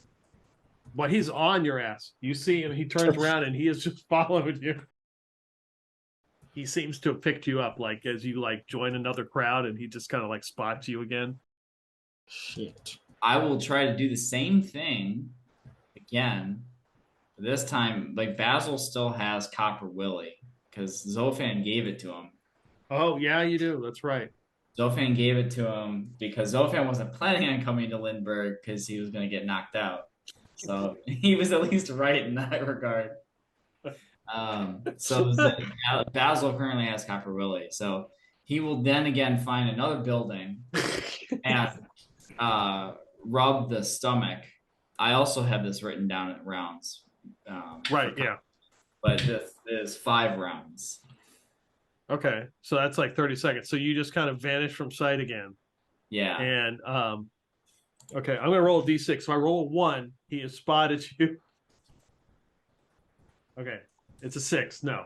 So you manage to make it with the crowd going across the bridge. You see that there are some soldiers on the other side, and you just kind of cross. They're kind of looking at people, but they don't seem to notice you. You would turn visible as you cross this bridge because it's a long walk. Yeah. But none of the soldiers seem to take notice of you, and you see Felix waiting on the other side, and there are some vendors. As soon as you cross the bridge, they're selling various items. There's like a small little food vendor there selling some cooked meats and fruits and stuff like that. So yeah, he would go and try to join up with Felix. Okay. And well, shook him. I think.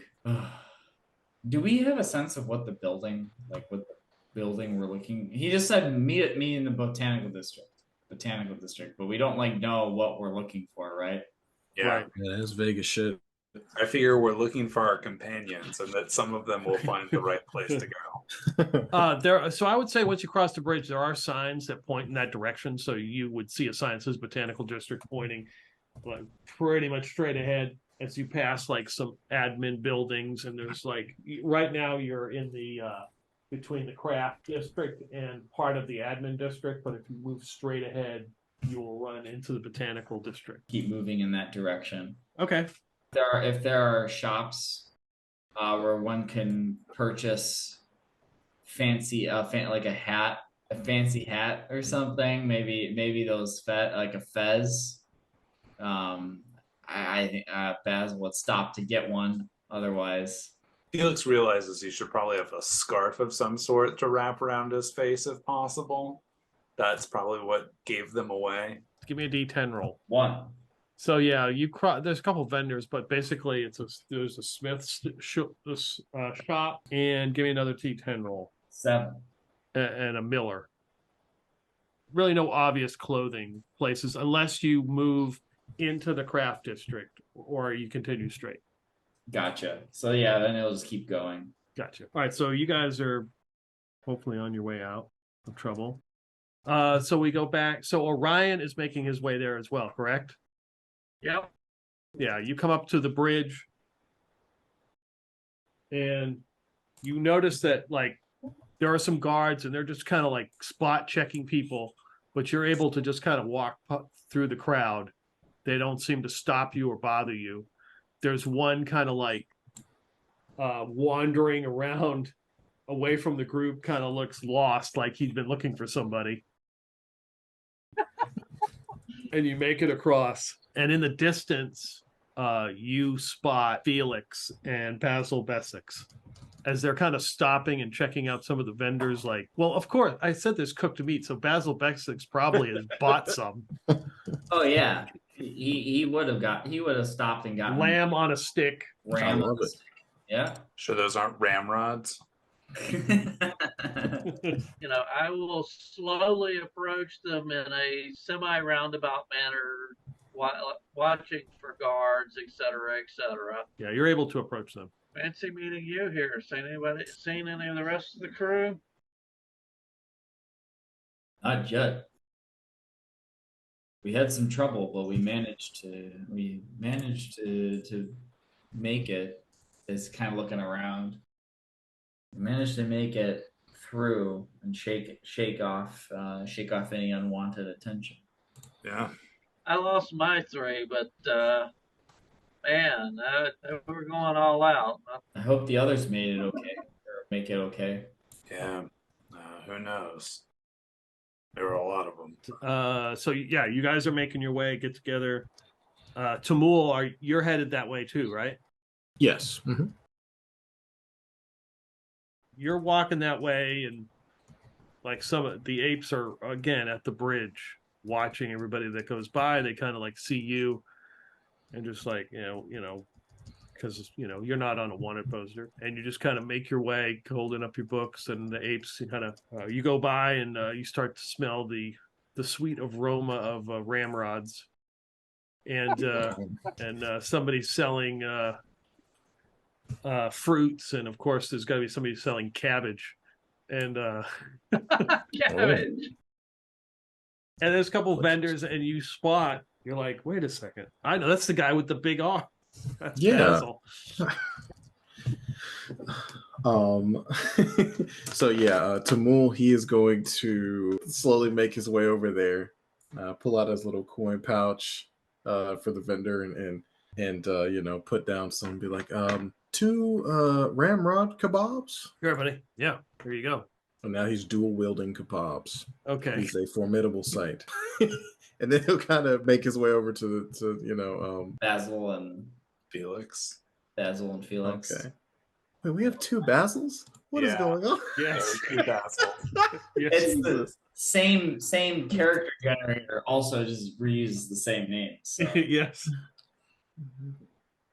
Yeah, he's gonna offer Basil some meat. It's like you need to keep your strength up, and he's gonna bite some on his kebab as well. Thank you. Where's everyone else? Well, he looks around for Felix, and he's like point him out, and then for Orion. Where's Clintock and Zofan? And he'll explain the situation or what he saw of it, the part where they were up on the roof dealing with that whole thing. But Tamul, he's like, I couldn't, there was nothing I could do. They had reinforcements coming on the position, but hopefully they got away on the rooftops. Well, I hope so. Otherwise, I guess Karn will have some company. Maybe. Yeah, Tamul's gonna look a bit sad, but he's also relieved that he's not in that position as well. So Clintock and John Tor on top of the Treasury building. With a dangling unconscious person. Yes. Yeah. I'm very eager. What are a very Keep reeling Zofan up until he's up on the roof. okay, yeah, you bring him all the way back up on the roof, and he's just laying there unconscious. I'll slap him to try and wake him up. Yes, do wake him up. He is groggy, and Don't slap him too hard. I try not to sleep if I was you. I hear you're not supposed to do that with concussions. And then I try to hoist him up onto just so he's standing. okay, yeah, he's staggered, but yeah, he can stand up, but he's just like, oh. And you notice that the apes are running and basically surrounding the entire building. Gotcha. What is the rooftop like? What is material is the roof made out of? Is it flat? Is it pitched at all? It's got a little bit of a pitch. You can walk on it, but it's not. You know, it's not like you're afraid you're going to slide right off. Yeah. Hmm. And what kind of material is that? It's a slate roof. Okay. With like slate shingles kind of Yeah, thing? yeah, slate shingles. Yeah. Hmm. Interesting. And how far away are the rooftops of any other building? Well, you're in that alley, which was 8 feet, like 8 or 12 feet between you and the, between the two buildings, on one side or the other. If that makes sense. Yeah. Okay, it's like 8.5 feet. I look at John Tor and I say, do you think you could make that jump there? Let's see. Wow. Hold on. Let's see. Strength 12, Dex 14, but most critically, Wisdom 8. Yeah, I can do that. Oh, no. Well, let's. No, wait a minute. Isn't that the reason? You still got the rope. Can't we, like. Oh, Yeah, but I think it's best if we split up and try and, lose them on the rooftops, so to speak. okay. What is John Tor's response to this? No. You ain't getting rid of me. My family tried to get rid of me. Okay. You go after Zofan, and I like just like chuck the grappling hook over on one side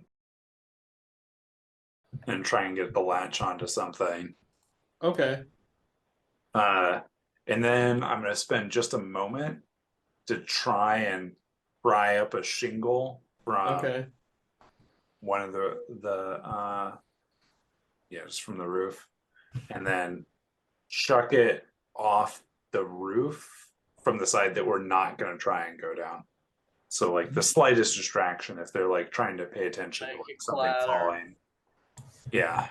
And then I'll tell Zofan, I know you're not feeling well, pal, but we need to keep moving. Is Zofan still knocked out?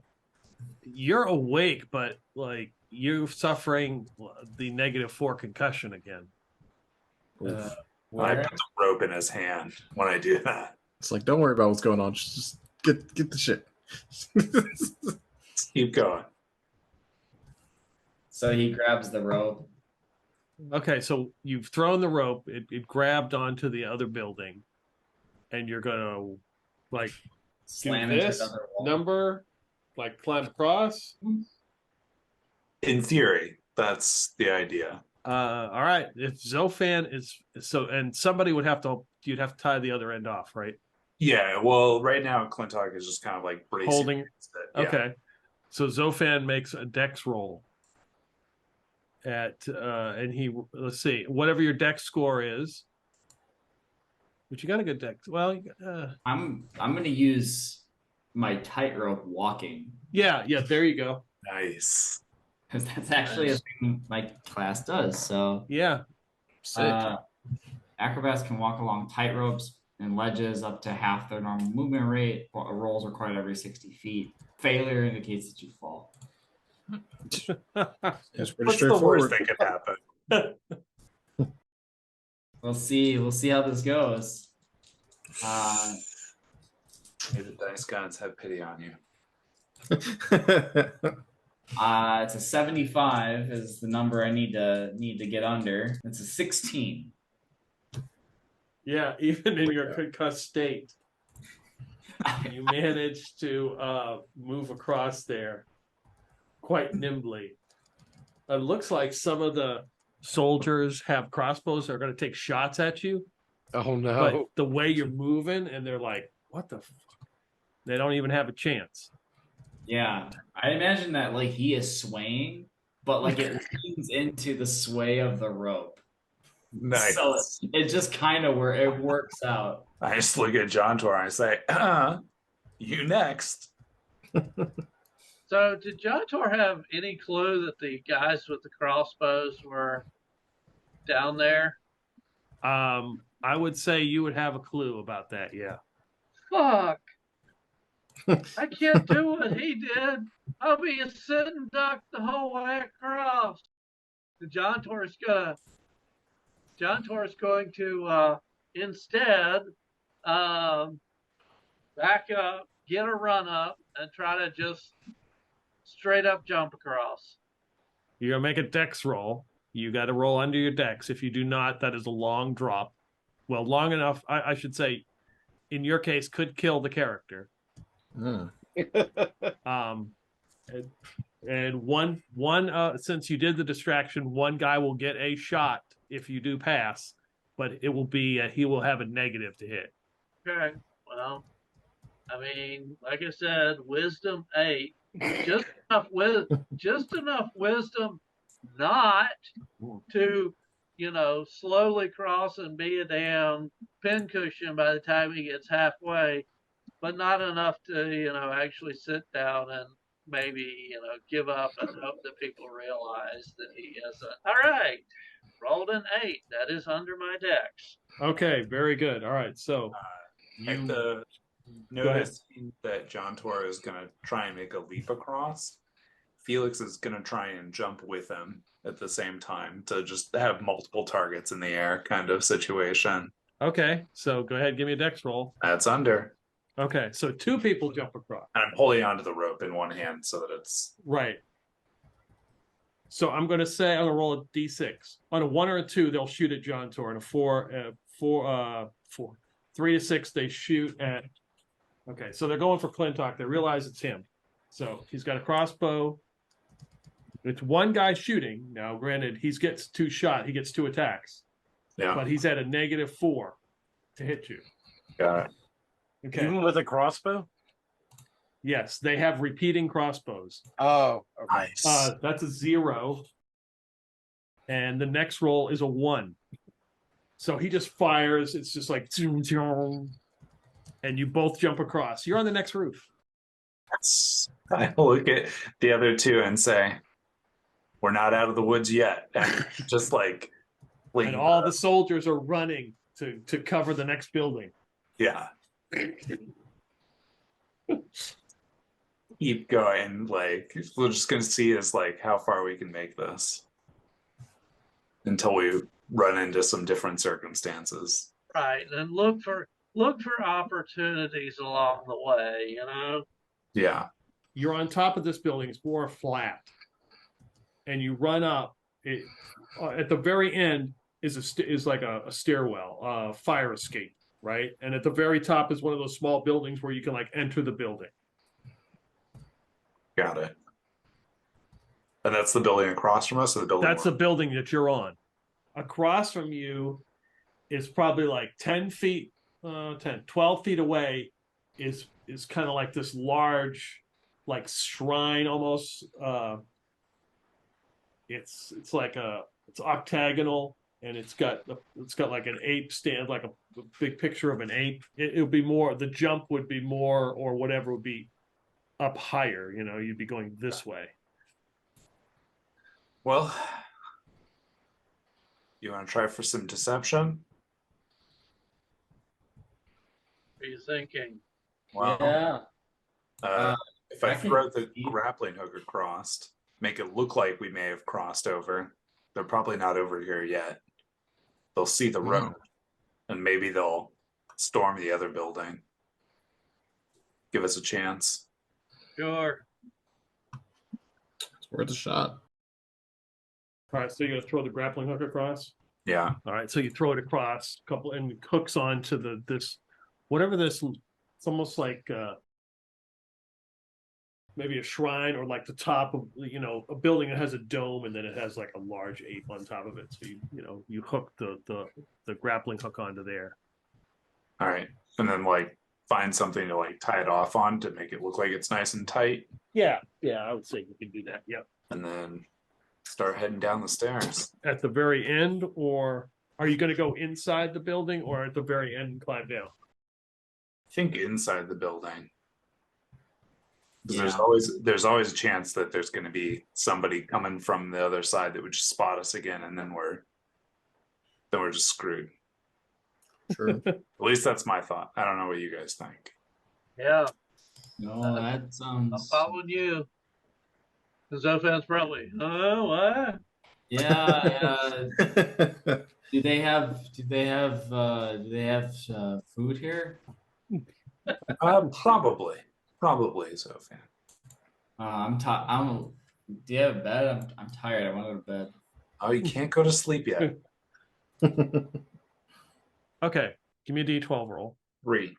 All right, so the door is locked up here at the top, but for brevity's sake, you can open it.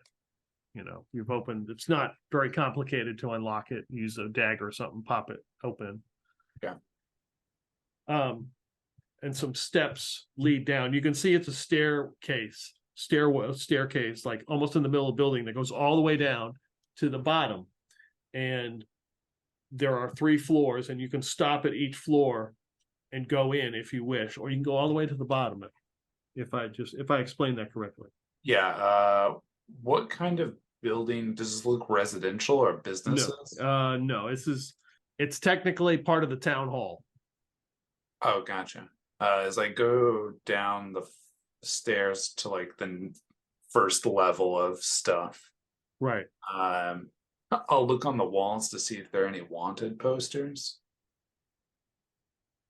Yeah, absolutely. Shit. I don't know about you guys, but they probably see these things day in and day out. We're probably going to get noticed right away. Well, I guess the only one on them is me, right? Or is Sofan? I'm pretty sure Zophan's on them too, right? Yeah, I should be on them. Yeah. Okay. Yes, the best approach here is like, as we start going down, I will like listen. If I hear obvious sounds behind a door, I won't do anything. I'll just keep going. But I'm gonna try and see if I can find a room on this first floor. What is the third floor here? Yeah, you go down the 3rd floor there, you see your wanted poster, along with other posters of different people who they're looking out for. Yeah. And you can go left or right. There's a door. You can continue down the stairwell. Yeah, I'm gonna try and find a room where I don't hear any voices, like immediately outside, and if it's like not immediately obvious, I'm gonna try and like listen at a door to try and find an empty room, basically. John Tor pauses at the wanted poster and goes, 7,500. Known associates, 2,500. I thought he was joking.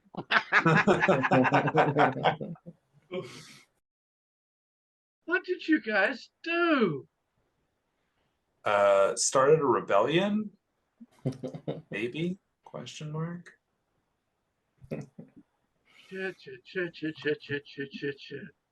So yeah, as you're doing that, you're like listening at these doors. Kind of hard to hear anything. You hear the door, presumably at the bottom, open.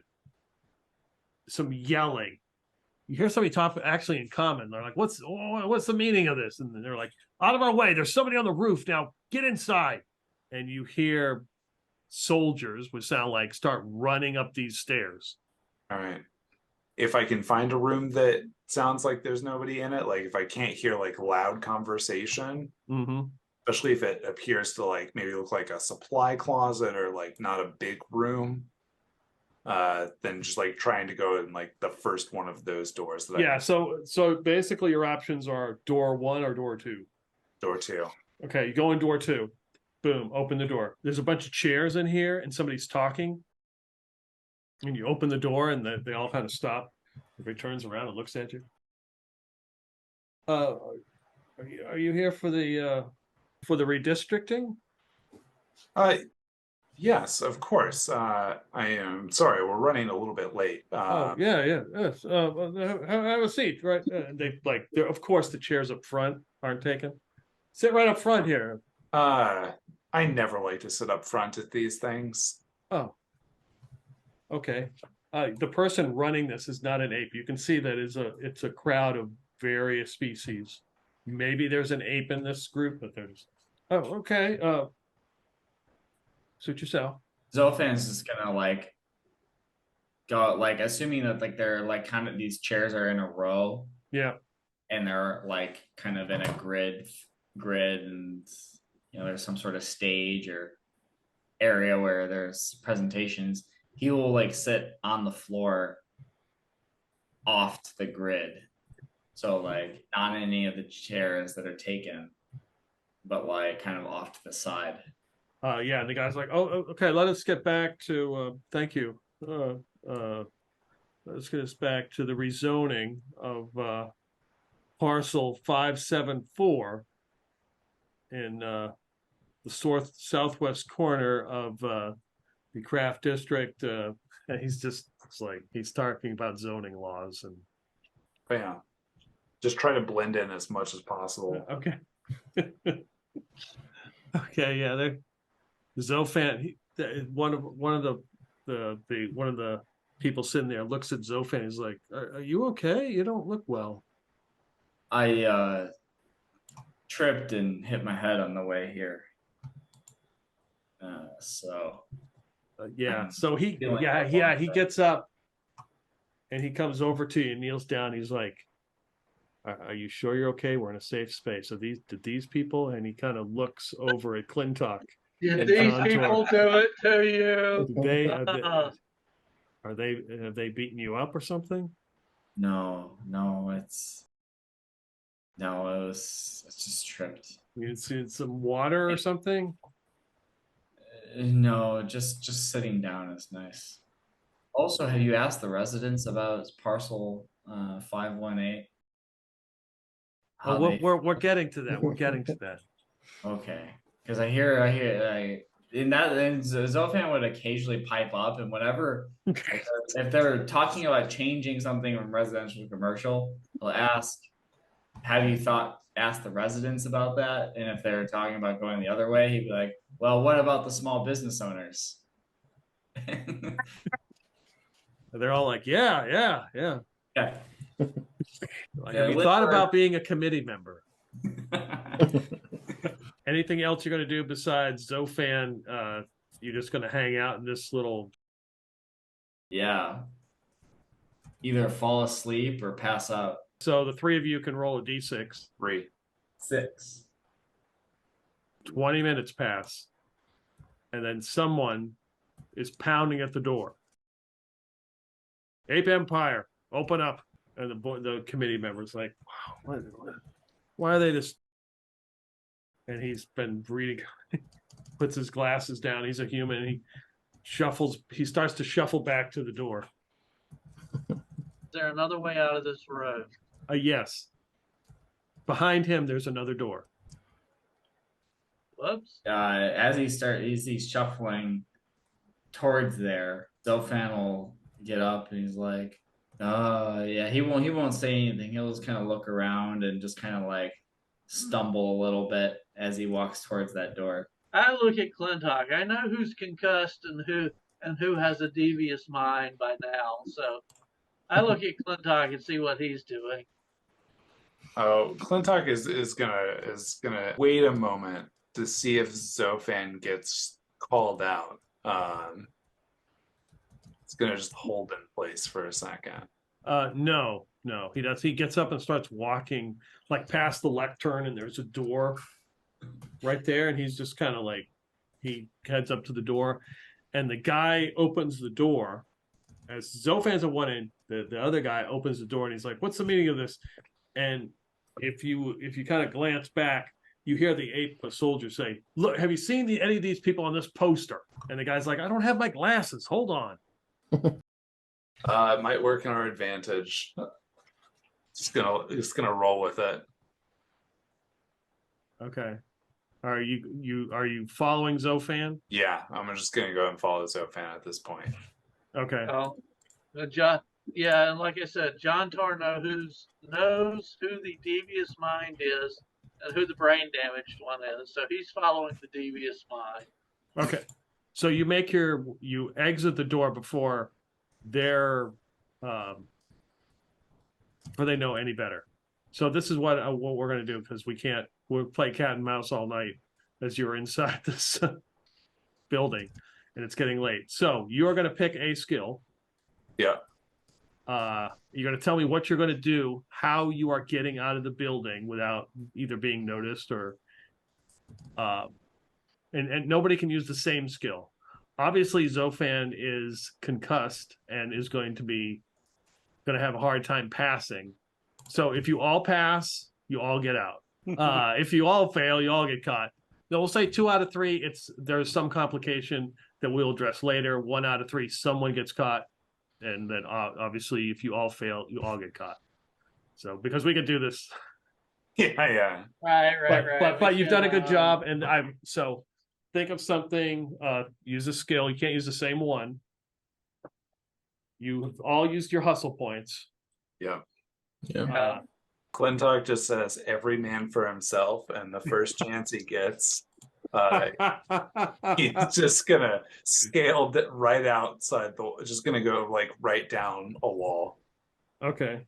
And before he does that, he like claps Zofan on his back and says, "You get caught, I promise I'll come get you out."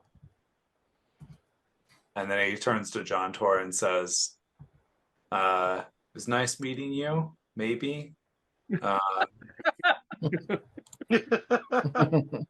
Best of luck."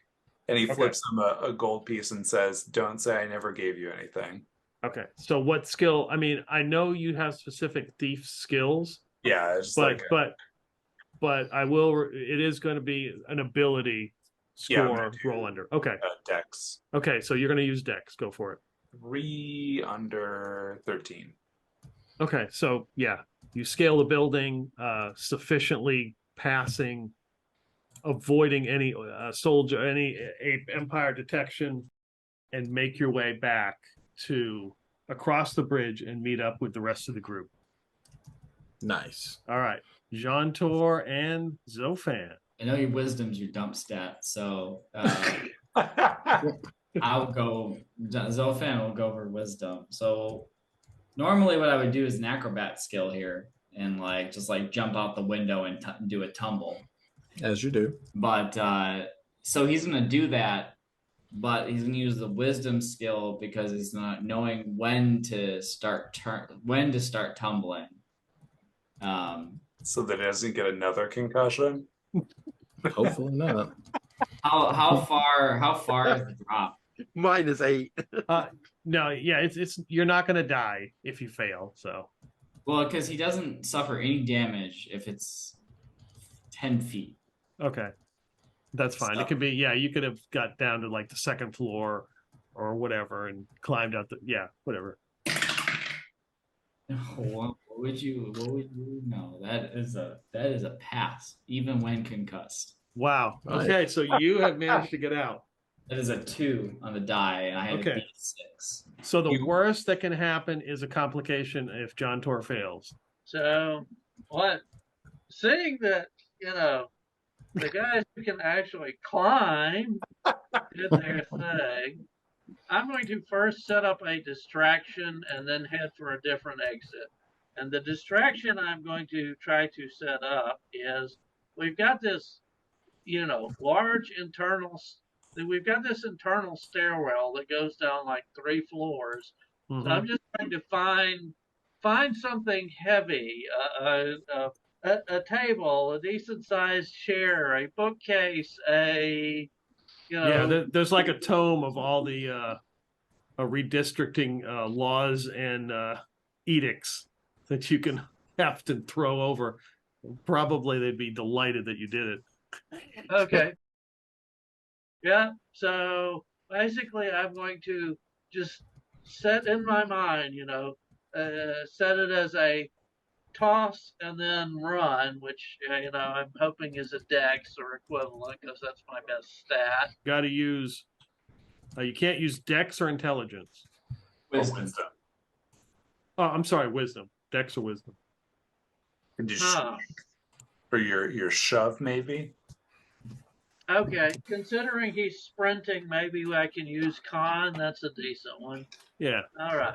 I roll a 4. My con's a 15. So. Okay. Yeah, you guys managed to escape out of the treasury. You meet up with everybody. I assume Basil Wilberforce would join you as well.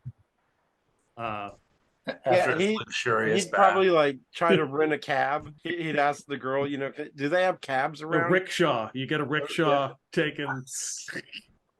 Yeah. You get across. All of you are meet up with Bertram, and he leads you to the botanical district, full of farmhouses and livestock, and he leads you up to a house where you meet a dwarven man who has got a cloth around his eyes, as Bertram has said that he was blinded by some sort of accident. And he comes out to greet you, and he goes to shake whoever the first person is. Flinthog steps in front of Yeah, him. he's got a scraggly beard, and then he kind of smiles. You can see his teeth are rotted, and he shakes your hand. And as he shakes your hand, a bunch of earwigs crawl from his hand underneath his cloak onto yours, and that's a good place to stop. Oh God. How much did my bath and massage cost me? 3 gold pieces. Okay. Because I gotta subtract that from my character. Okay. Money well spent. Yeah, you might notice that all of a sudden Basil looks clean. His hair's not greasy and matted anymore. Notice we smell you. Or conversely, you don't smell me. Exactly. Okay. I feel like he's got a nausea or something and doesn't know how bad he stinks. Well done. You all made it. Did not know where this was going, but hey, that's where it went. So touch and go. Yeah, it was fun.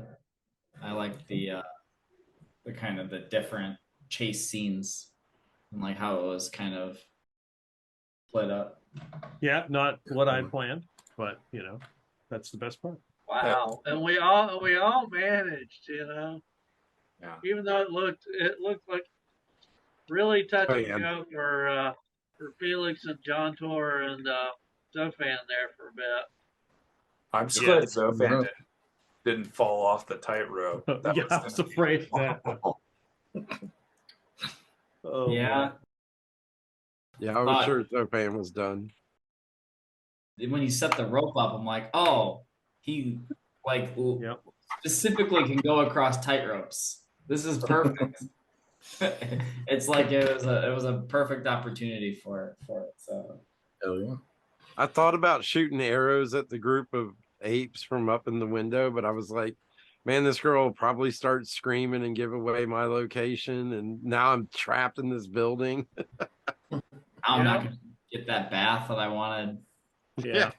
So I randomly rolled to see because I have a list of things that are in this district. And obviously it's not, like the treasure isn't just like one building. So, but I was like, okay, what's the different building for and I read and I got House of Leisure, and I was like, okay, we'll go with that. You could have ended up at the Grand Mausoleum because that was in there too, but you did not roll that. But yeah, this would be interesting. We'll see where this goes. Yeah. Unleash the undead. Yeah. John Tor isn't, evil, but he's feeling awfully uncharitable. He's feeling awfully uncharitable at the moment about the Ape Empire and everybody in it. Yeah. And obviously some of you aren't, they didn't recognize you, or they don't know who you are, so you're not going to get the scrutiny like some of the other members would. But yes, you got very creative. That was very, very good. Nice. Thank you for running. Oh well, thank you. Great playing with you, Alex. Oh yeah, man. Hopefully we'll get to play again. Sure. Yeah. Till next time. And welcome to the craziness. Oh man, I see. But I'll talk with you guys later. I'm gonna go get some rest. Oh yeah. All right. Take it easy, guys. Thank you.